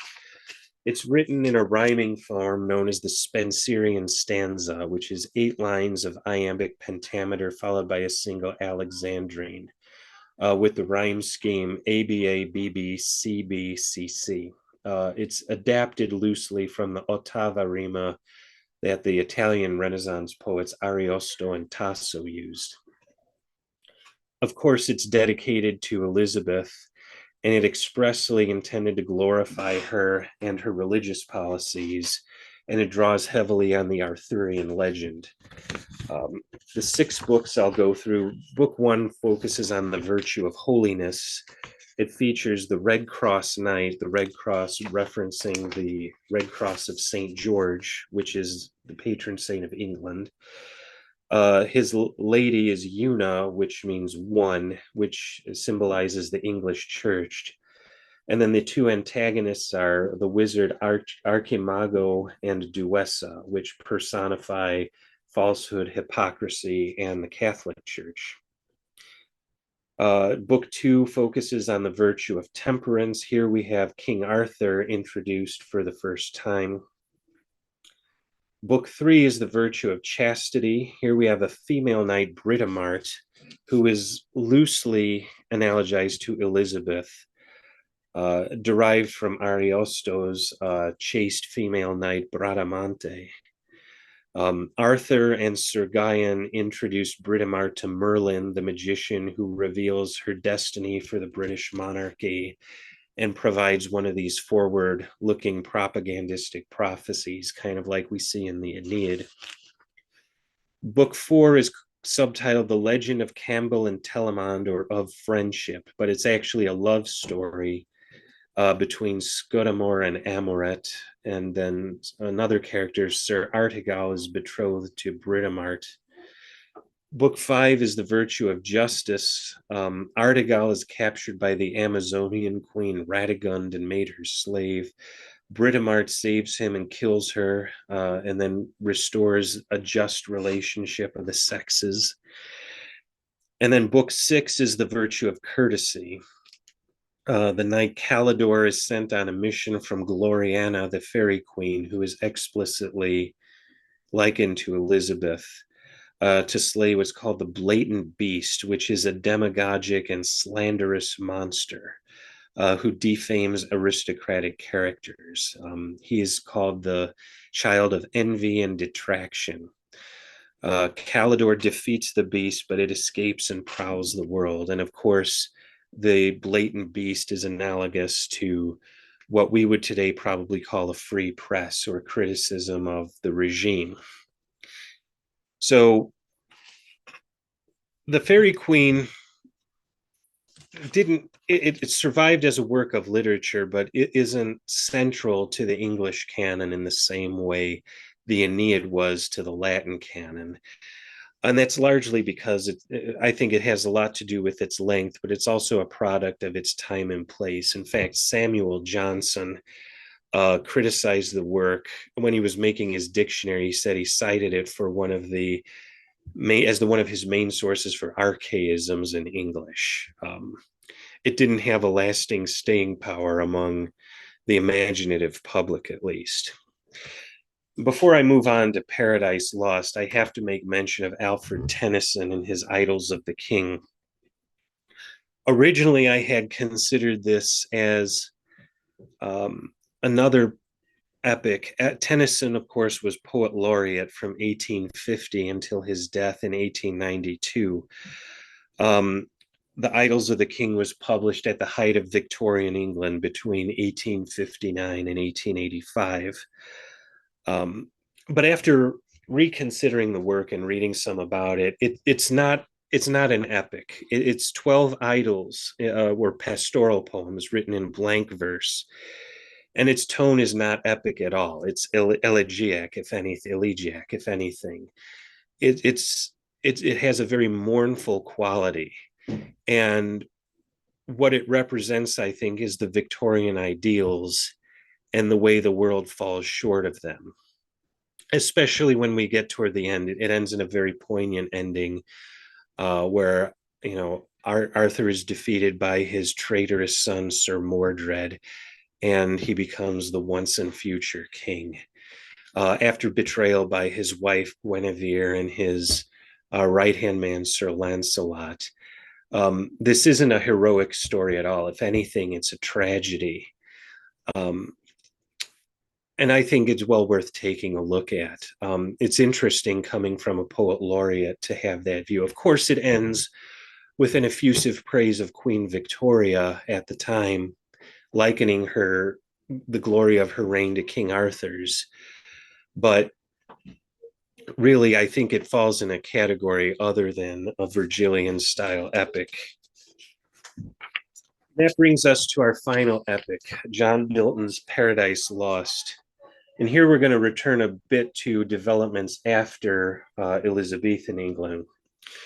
In 1603, Elizabeth dies childless, and Mary, Queen of Scots' son, James VI of Scotland, of the House of Stuart, inherits the English throne as James I and unites the two kingdoms. Immediately, we have a change in religious policy. James's mother was Catholic. His wife, Anne of Denmark, was very sympathetic to Catholicism. And his son and successor, Charles I, was married to Henrietta Maria of France, daughter of Henry IV and Marie de Medici, and a Catholic who did not convert upon her marriage. The Scottish church was Calvinist, and James and then Charles began a series of reforms both within the English church and on the Scottish church that saw change to the ritual to reflect the Catholic Mass more and more. In England, this wasn't too far a stretch, but in Calvinist Scotland, this irritated many people, and it led to an open rebellion by some of the nobles. And Charles sent an army to fight them. This was known as the Bishops' War. However, Charles ran out of money to fight the wars. So in back in these days, what Parliament did, it would convene at the beginning of each reign, vote a budget to be raised from tax revenues, not including tariffs and spoils of war and or colonies, that would fund the crown. And the crown had to make do with that funding. And if it needed any more money raised from taxes, it had to convene Parliament again and ask for more money. So he did that. Unfortunately, the majority elected to the Parliament in 1629 were Puritans, which were Calvinists who wanted to reform the Church of England along strict Calvinist lines, getting rid of the bishops, removing the Catholic liturgy, etc. And they didn't want to fund a war against people in Scotland that they agreed with. And then they began challenging Charles' religious policies. Well, Charles dissolved that parliament, but needed the money. That was known as the Short Parliament. But then he realized he needed the money, so he convened it again. This time they made a pact refusing to dissolve. This was known as the Long Parliament.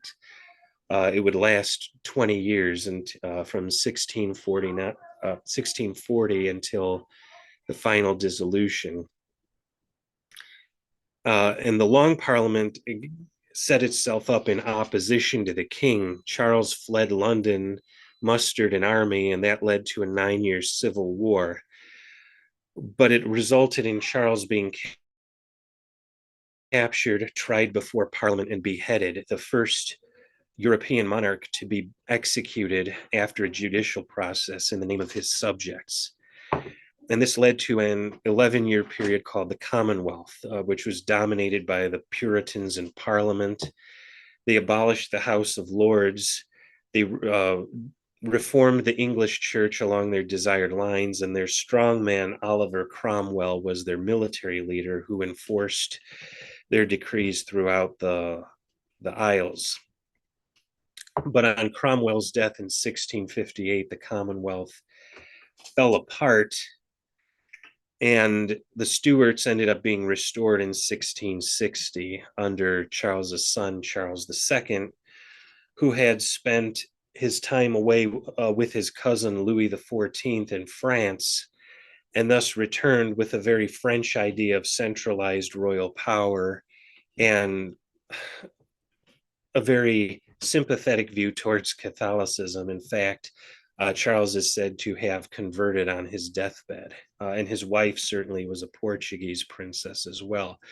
So England found itself back essentially where it was before the entire Civil War. This brings us to John Milton. He was a bright student, precocious. By the 1630s, he was born in 1608. By the 1630s, he was already an accomplished poet with works like Comus and Lycidas, which adopt a pastoral, highly classicized style. Then he embarked on a grand tour of the continent. He visited Paris and Italy, where he met with Galileo, who was then under house arrest. In 1639, he returned to England on news of civil war and became an ardent Puritan and a staunch Republican. And here he began his famous prose works. There's the Areopagitica from 1644, which was one of the first and most famous defenses of free speech, except for Catholics. Then in 1649, he wrote two works on the tenure of kings and magistrates, which justified holding rulers accountable, and then Iconoclastes, which justified the execution of Charles I, which for its time was a quite radical opinion. In 1652 and 1654, he published two defenses of the Anglican people, that is, a defense of the Commonwealth regime. And then, even as the Commonwealth was collapsing in 1659, he wrote a treatise on civil power, which argued against the concept of an established church. Upon the Restoration, he went into hiding, reemerged after the general pardon issued, although he was arrested for a little bit.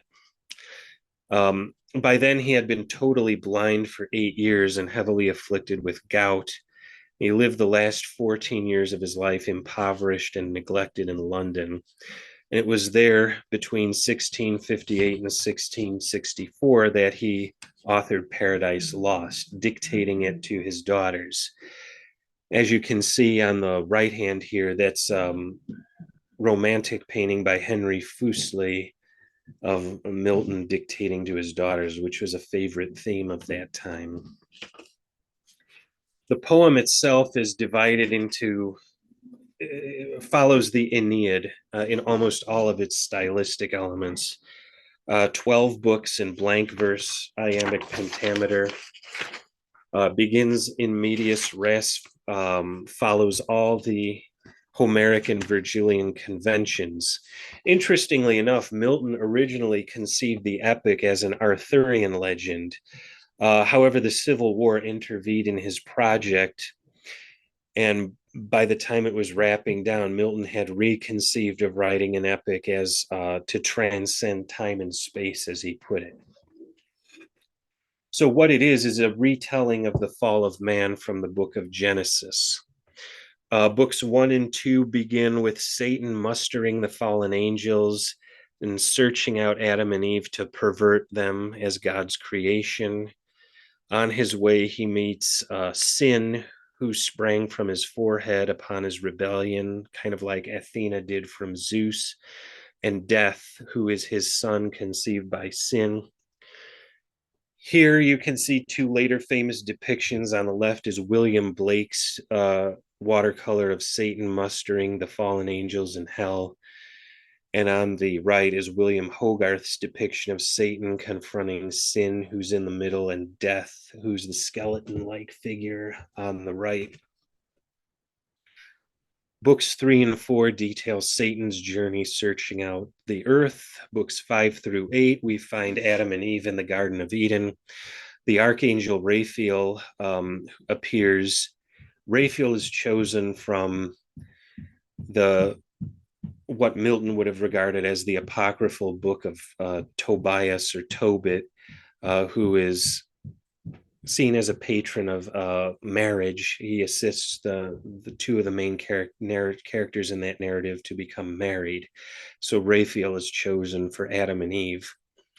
He reveals the story of the angels, Satan's rebellion and the angels' fall. Again, a flashback like we get in Homer and Virgil.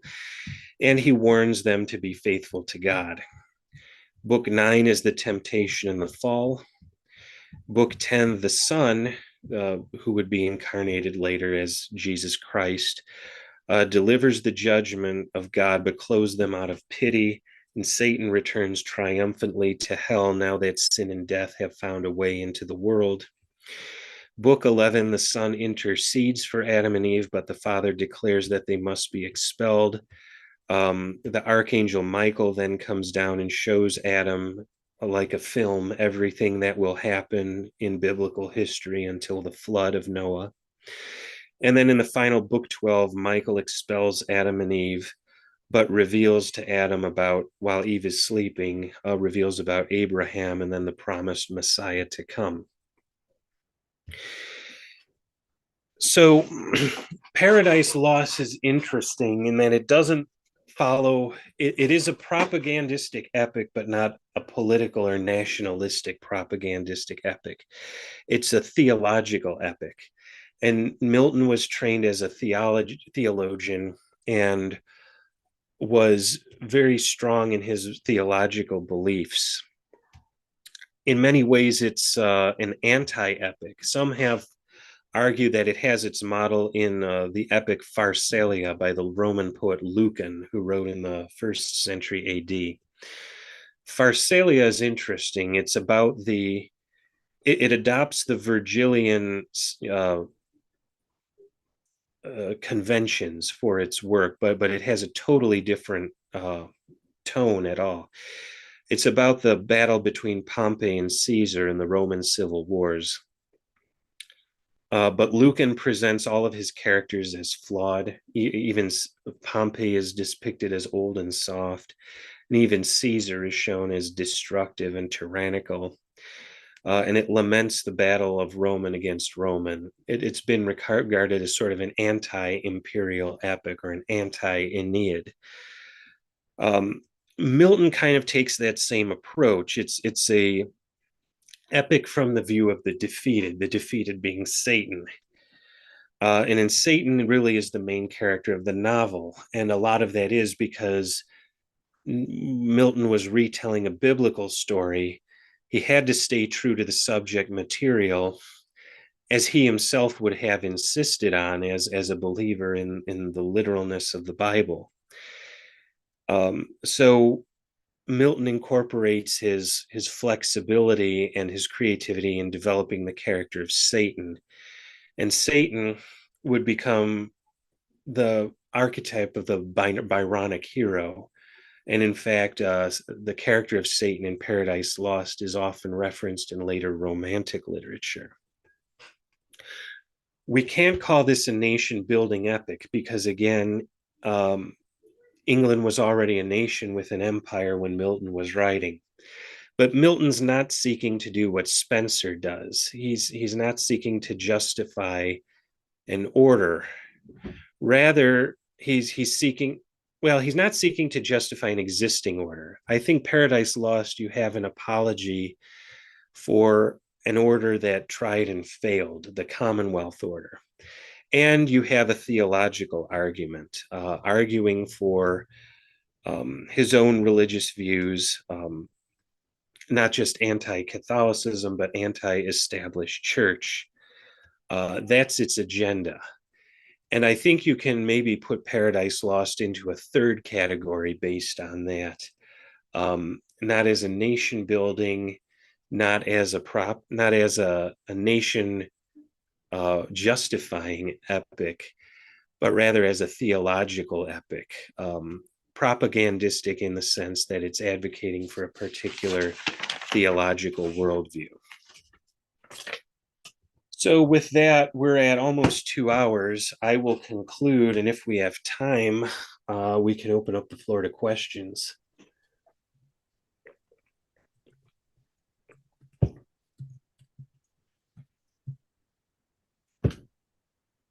Were you saying that you were going to give some concluding remarks, or you Well, want to no, open no, up to that's where I'm concluding. Okay.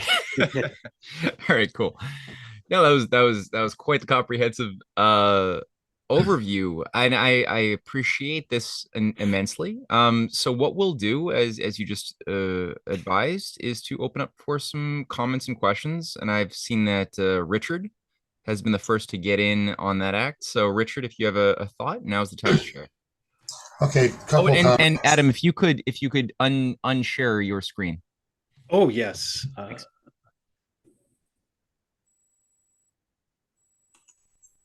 no, and I don't want that. There we go. Usually, yeah, there you go. Yeah. Well, that was really fascinating. Thank you. I had a couple comments. One of them about Hannibal. As I understand it, Hannibal's goal was not to conquer Rome, but to get Rome to agree, leave us alone and let's have peace, which shows that he didn't understand the imperialist mentality. Because, my understanding is that the Phoenicians weren't really imperialistic. They were more trading oriented. And so he didn't understand that the imperialist mentality cannot compromise. So anyway, that was my comment. That's why, so he didn't have the killer instinct then toward Rome, which he needed. The other comment was like you're talking about the Garden of Eden story. And I think it's misunderstood a lot. It's much older than the Hebrews. I mean, it's older and was incorporated. And I think it's really a very simple metaphor. The Garden of Eden is hunter-gatherer societies, which were the human condition for 99% of human entities' existence. And Adam and Eve simply were representatives of all the hunter-gatherers that ever existed. And who were their children? Why, herding and agriculture. And the idea of knowledge of good and evil really is what civilization just ends up being inherently exploitive. And so really it's a metaphor against civilization. At least that's my take on it. So anyway, those are my comments, and thank you very much again. Well, thank you. Just to build on that a little, you could say I agree that the Garden of Eden is, it has its antecedents in much older works.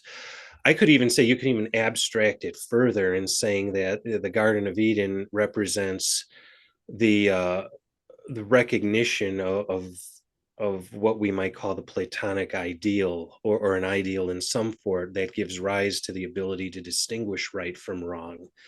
And that everything that flows from that our fall is necessary. It just as an additional layer of reading, in addition to what you just touched on. And I would say Carthage did have an empire. Spain was ruled over by Carthage as important source of precious metals.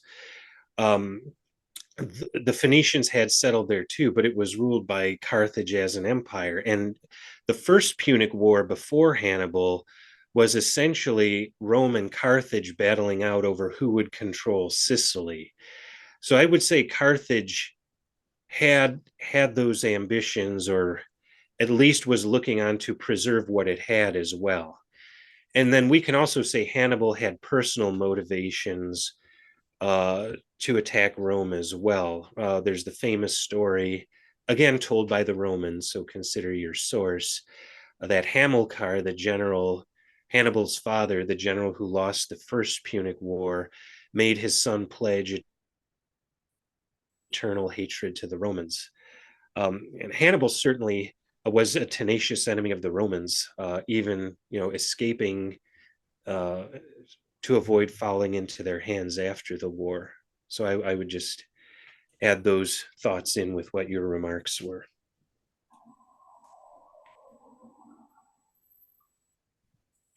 All right, Jerry, I know you have a thought or two or a question, thought. Go for it. I hope Jerry has a thought.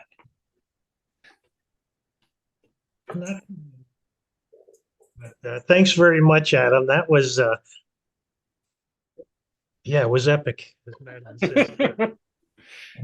But you covered so much history with it that I really like, because it shows that there is a connection in history to all of these epic poets and the epic poetry too. The one I was really interested in was Spenser, because I know I've been doing some work on Spenser, and I'm still, up in the air on him debating, but even the dedication to Elizabeth, if that's true, you look at it from a whole different standpoint. If it's not referring to Elizabeth, which I don't know, there's different stories on it. But also, if you look at Spenser and the Faerie Queene, you have to compare it to Shakespeare and Marlowe.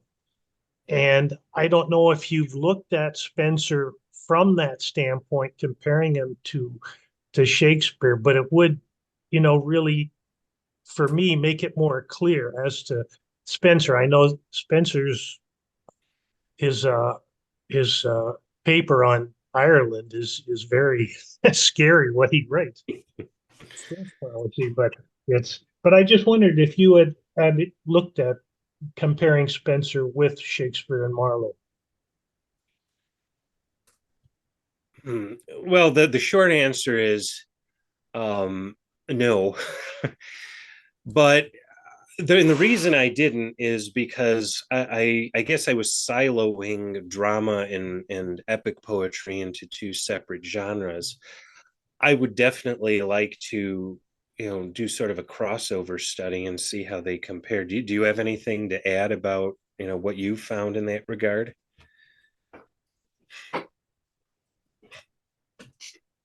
I just know there's a lot of similarity when Spenser is working on his Faerie Queene, and not, shortly after that is when you see Shakespeare and Marlowe, which is much more advanced. But there's also the comparison of the sonnet sequence that Spenser starts, which is okay, but the sonnets of Shakespeare that we call them are just so more insightful into the human thinking. So I had always thought of it as sort of Shakespeare learning from Spenser, but some of the points you're bringing up, it almost in my mind thinks that there may be a conflict there now. Anyway, that's my thinking on it from that standpoint. Yeah, I mean, the two are similar. If you're going to talk about sonnets, both adopted Italian forms and adapted them to English usage. For with Shakespeare, he took the Italian sonnet but adapted it to a distinctly English form. Spenser did the same with the ottava rima and adapted it to the Spenserian stanza. I will just say I think Marlowe and Shakespeare have much more of a human element. And again, they're dramatic works, so they should. I think they have much more of a human element, which is why they're more widely read. Spenser again, it's an epic poem, and I don't think you get that deep human insight in Spenser that you do in Shakespeare, and to a lesser extent Marlowe. Well, just my thoughts off the top of my head on that subject. And one other comment I'd like to pick your brain on, because something I tell people, and I don't know if I'm right or wrong, but it's all my own personal thinking on it, is that a lot of times, and even Shakespeare, you kind of need a dictionary on the side to know what does that word mean? What does that mean? Because today we don't speak Shakespearean English. We do not speak Spenserian English. However, you read Milton's Paradise Lost, and you really don't need that dictionary. And I make a point to people that we speak Miltonian English. So I like the way you call it a theological epic, because it, both in the language we have today, it really did have a profound effect on the English language, the English culture, though it may not have been a specific order or, kingdom or what have you. But that's my thought. We speak Miltonian English today. Anyway, any thoughts on that, Adam? I wouldn't disagree with that at all. Yeah, so Shakespeare and Marlowe were writing at the very beginning of a linguistic transition period that I think culminated after the end of the Commonwealth, and Milton's, that right when Milton was writing. And don't forget too, Shakespeare and Marlowe were writing for a common audience.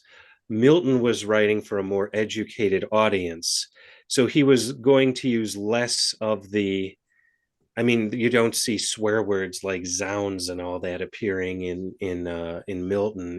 He was writing in a much more formal manner for a much more educated audience than Shakespeare or Marlowe were. And just like if you were to read a prose work today, or a poem from, say, somebody like Dana Gioia or somebody, versus a rap song, which is designed for popular consumption, you're going to get two levels, two registers of the English language there. And I think that might have something to do with it as well. Okay, thank you so much. Oh, thank you. Cool. Monty, it's all yours. Yes, yes, thank you very much. About halfway through, I fainted, but I came through. I came back. Yeah, two questions here. Was the endeavor to put King Arthur back in a medieval time, was that part of a means to write the real Arthur out of history?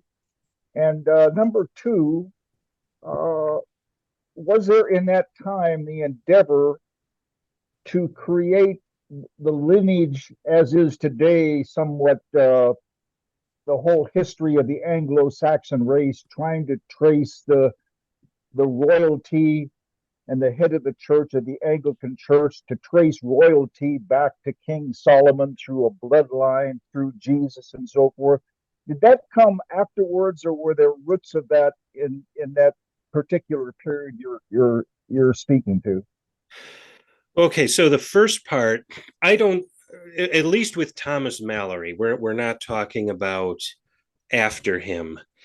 Thomas Malory was a collector of and what he did is he collected ballads that were floating out there and assembled them into this prose work that described the Arthurian court. So he wasn't really trying to create a believable or a cohesive narrative. He was just taking what was out there and making a story out of it. So I don't think, at least on his part, there was any conscious effort to write the real Arthur out of history.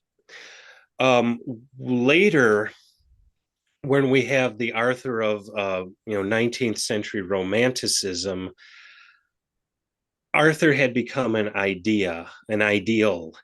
like with Tennyson, it was an ideal for which to strive. So the historical details didn't matter as much as the ideas that the persona of Arthur was conveying. I don't necessarily see anything nefarious in that, beyond just Arthur being turned into a branding or a symbol for the nation, that sort of thing.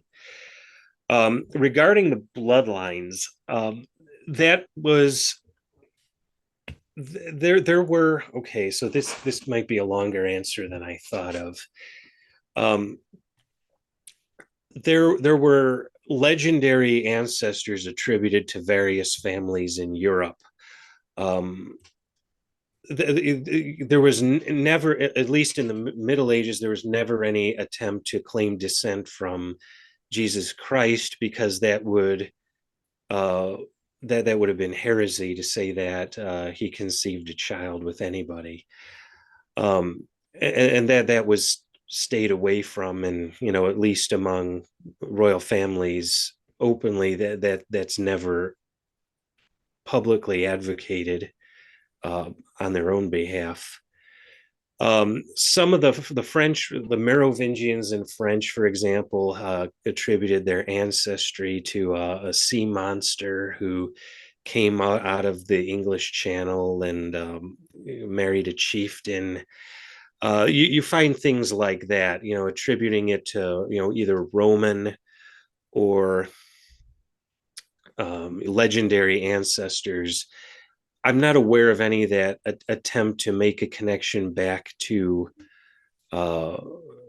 characters from the Bible. And in fact, the only characters from the Bible they'll claim descent from are the sons of Noah after the flood, where you have what's called the Table of Nations, where the sons and grandsons of Noah go spread through the world and found their nations. Like this in Sweden, for example, the current king is numbered Charles the 16th, although they're historically only 10 Charles. The first 6 come from a legendary history that was written to attempt to connect the list of kings going back to Magog, the grandson of Noah. And you'll run into things like that. Where was I going with this, though? And again, and the importance was not so much lineage as succession. So, for example, Henry VII could say he was, from low-born Welsh ancestry, but he was King of England, and what mattered was the office he was stepping into. And a lot of the legends would go back to a certain Brutus who is claimed to be a refuge from Troy and founded the first English royal line. You have a whole series of legendary kings, including Arthur, right up until they're forced to, adopt historical kings in Anglo-Saxon times. So you see a lot of that with the succession, not necessarily with the lineage. I know that was kind of long-winded, but I hope that answered your question.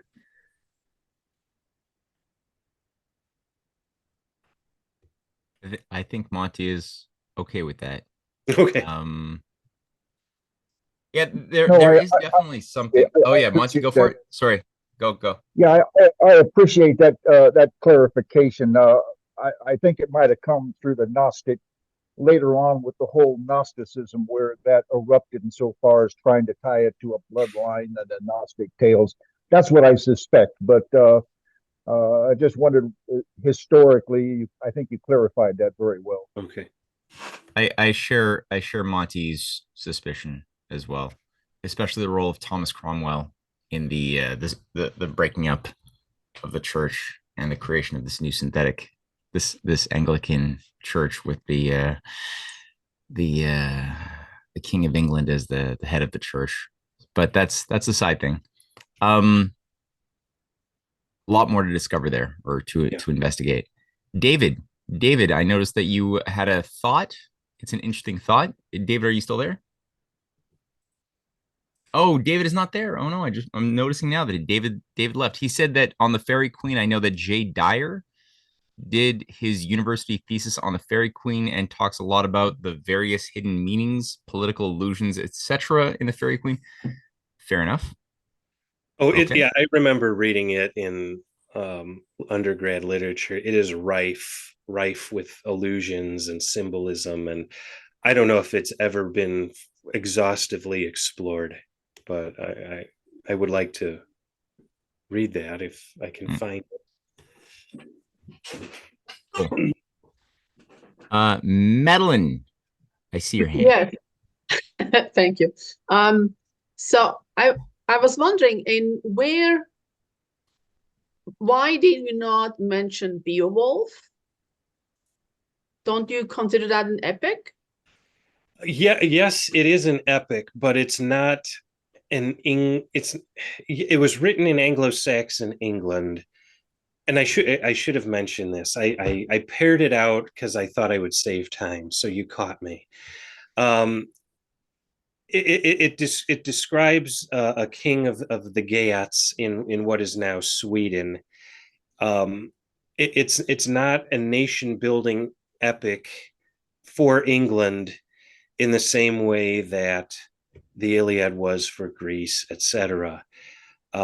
It's I really view it as a work of literature that's preserved in Old English by the English, but isn't really about England. It didn't have a nation building effect on England in the same way that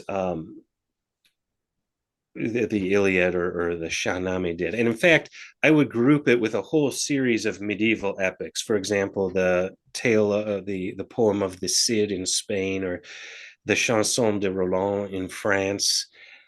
These were, I would almost call them agenda-free epics. They were there to describe the heroism of a particular individual, recount their battlefield exploits.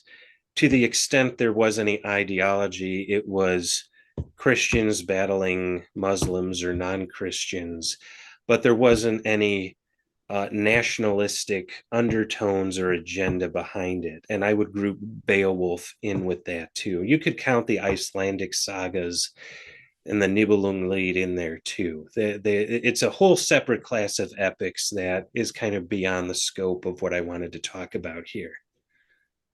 Okay, but on the side of nation building, I mean, Beowulf established kind of the language. Well, I would. This, but because if you have actually a piece of literature that establishes, or for the first time is writing down a language, that would be considered nation building for me too.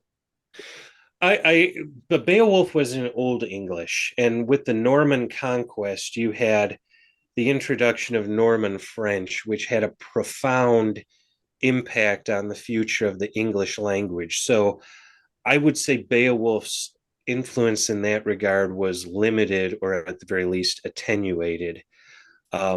If you read Beowulf, unless you've been trained in Old English, you can't decipher it hardly at all.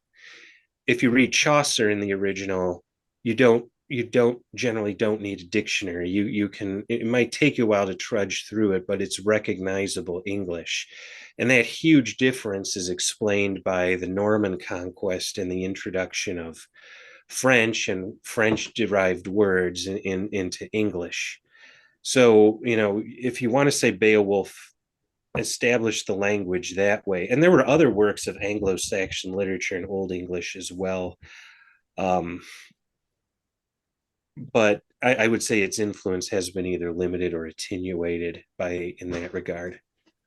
Okay, fair enough. Thank you. Thank you.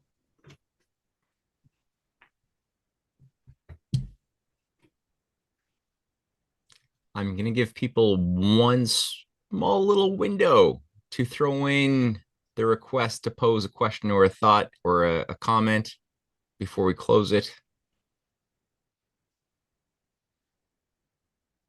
All right, I see Richard lifting his hand. Richard.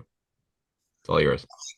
I just wanted to get your thoughts. I wanted to go back to Garden of Eden.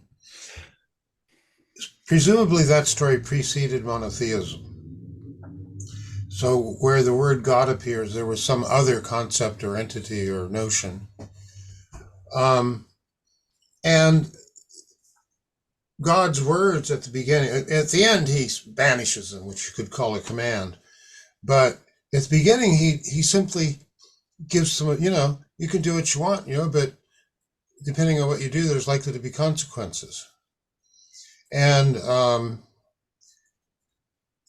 my theory is that the concept of God in that was really just our innate sense of right and wrong and justice and all that.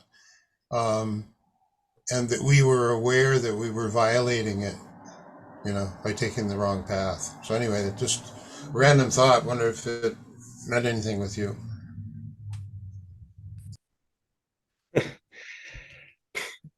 I mean, how do I address that? I mean, I think that's definitely one avenue to explore with it. Even if you read it independent of any concept of God, the basic thrust of the story is still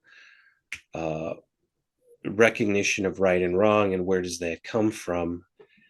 And you're right. You're at absolute liberty within certain parameters, and that's what the tree symbolizes. And then don't forget there's also the other tree that's not talked about as much, the tree of life, which is the reason Adam and Eve are expelled from Eden altogether, is that now that right and wrong, you're barred from obtaining the everlasting mortal life, the tree that will make you as God, so to speak. I don't want to have diarrhea of the mouth here, but that's an angle, definitely an angle to explore in the story.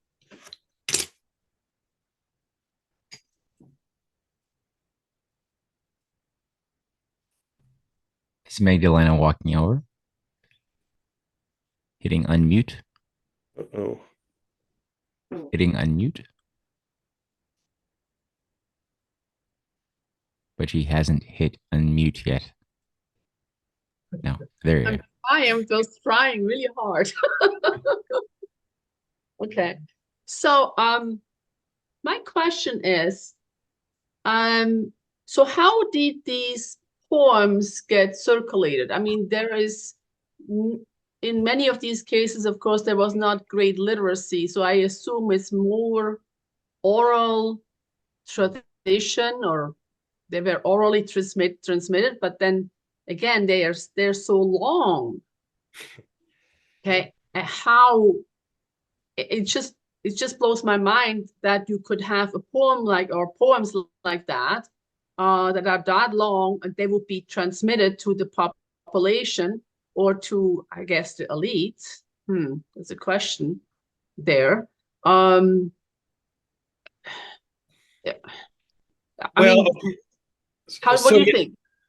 Well, I am always amazed at the ability of our ancestors to do things that seem impossible today.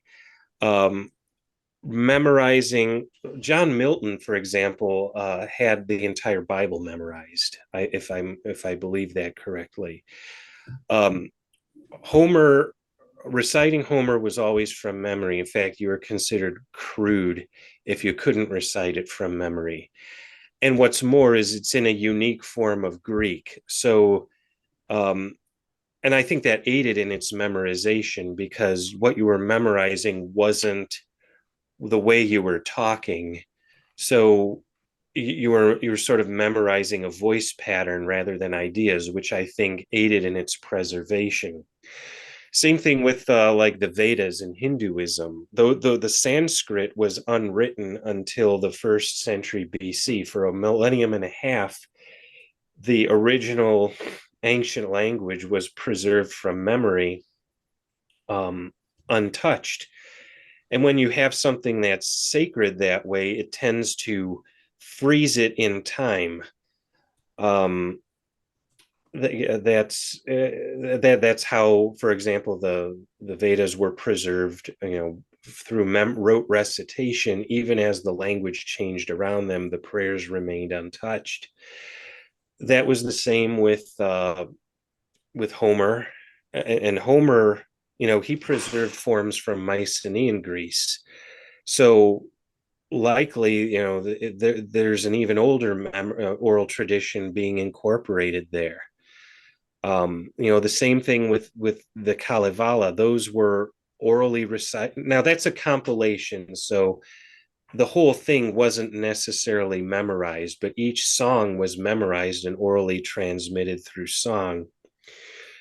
As for the Shahnameh, same thing. That's a collection of songs that people had, and it was just compiled into this gigantic work. But I don't discount people, especially in the days before you had distractions like TV and fast food and smartphones and all of that. You would spend hours on hours of day after day, memorizing these things until you got it right, and then you could transmit it.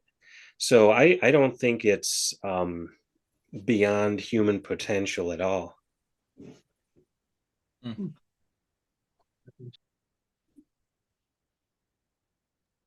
Maybe it would be good to kind of revive that tradition again. Oh, I agree. I memorized the first few stanzas of Paradise Lost. That's about all I can do with an epic. It would be a wonderful refutation of the thesis that our minds, a lot of people that I've encountered presume that our minds must diminish in aptitude and power as technology, especially communications technology, improves. The whole medium is the message thesis. And I'd love to be able to disprove that by demonstrating that technology can actually improve qualitatively, while at the same time our minds can improve qualitatively. And I think just this format here, having been conducted, just this presentation over the internet, over something which has unfortunately, admittedly, diminished many people's ability to utilize their memory, to utilize their mental creative powers. Despite that, we've been able to maintain not just one, but a whole process of creatively very advanced presentations with compositional integrity that are able to awaken, despite the boundedness of each presentation in time and space. There's been an ability to, I think, awaken a creative power within all of us. The more we do it, the more we. And this presentation is just one wonderful example of that. That we can have technology increase, and the mind powers of humanity do not have to necessarily diminish. Though, if we choose to, it can happen.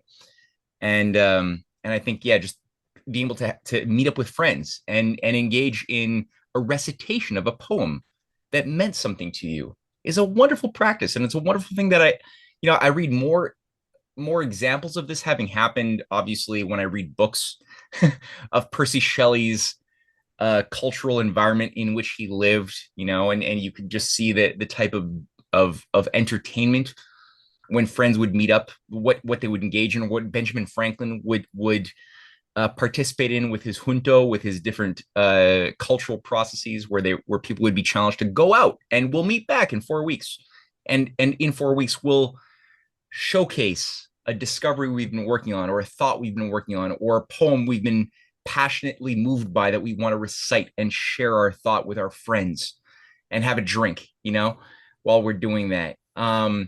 That's something that I think we need to really revive, to demonstrate that no, the mind can actually become better even as technology increases, and ironically will help improve the improvement of technology in a way that helps us utilize things like AI or other things that are, they're obviously happening, but a lot of people who don't know how their minds work become easily persuaded that technology will replace their minds because they don't know what their minds are. They don't know how their minds are actually driving, or a representation of this beautiful process within the universe that people like Homer or Aeschylus or so many of the people that you just enumerated, and I didn't even know about many of them, especially in the case of the Persian poets. I was very ignorant and still am ignorant, but at least I have something to work with now. So I appreciate this immensely, that these people were able to tap into. And so we should all be able to start investigating and tapping into that process, both first objectively, but then internally within ourselves to see, well, where do these universal attributes exist within each of us? Right. The more we explore the mind of somebody who has really like gone through the fire, we can then sort of start seeing where does that fire exist inside of each of us to contribute in a self-aware way to that very process. So it's beautiful, Adam, and I really do appreciate this whole little voyage and this tour you gave us of the mind. Thank you, and thank you for giving me the platform. Of course, dude. Of course, guys. I really do encourage everyone to share this video. We're going to make this available in about 3 or 4 days or so on the YouTube page. There'll be a bunch of links inside the description box. Adam, do you have a Substack yet or no? I have an account. I haven't started writing stuff for it yet. That's my goal. I need to start putting stuff up. Okay. All right, cool. Well, until then, Adam, everyone can find Adam's work either on the Rising Tide Foundation platform or David Goslin's Chained Muse or New Lyre, wonderful cultural journals that I highly encourage people to follow. And until Adam gets his Substack going, those are the place to go. And otherwise, tune in soon because Adam will get his Substack going. You can also find my music on YouTube as well. And of course, he's also a composer. Yes, of course, naturally, and a lawyer. So Susan, right here, just put your past presentations up with the. Yeah, of course. We don't have the links right now offhand, but they will be in the description box. I promise when this video goes up. And next week we'll have a presentation by. Let me go check my agenda here. Courtney Turner. Okay, Courtney Turner next week. Probably dealing with theosophy and something more. So thank you, Adam. Thank you, everybody, for sharing this Sunday with us. Take care. Thank you. Bye. Thank you. Thank you. Bye.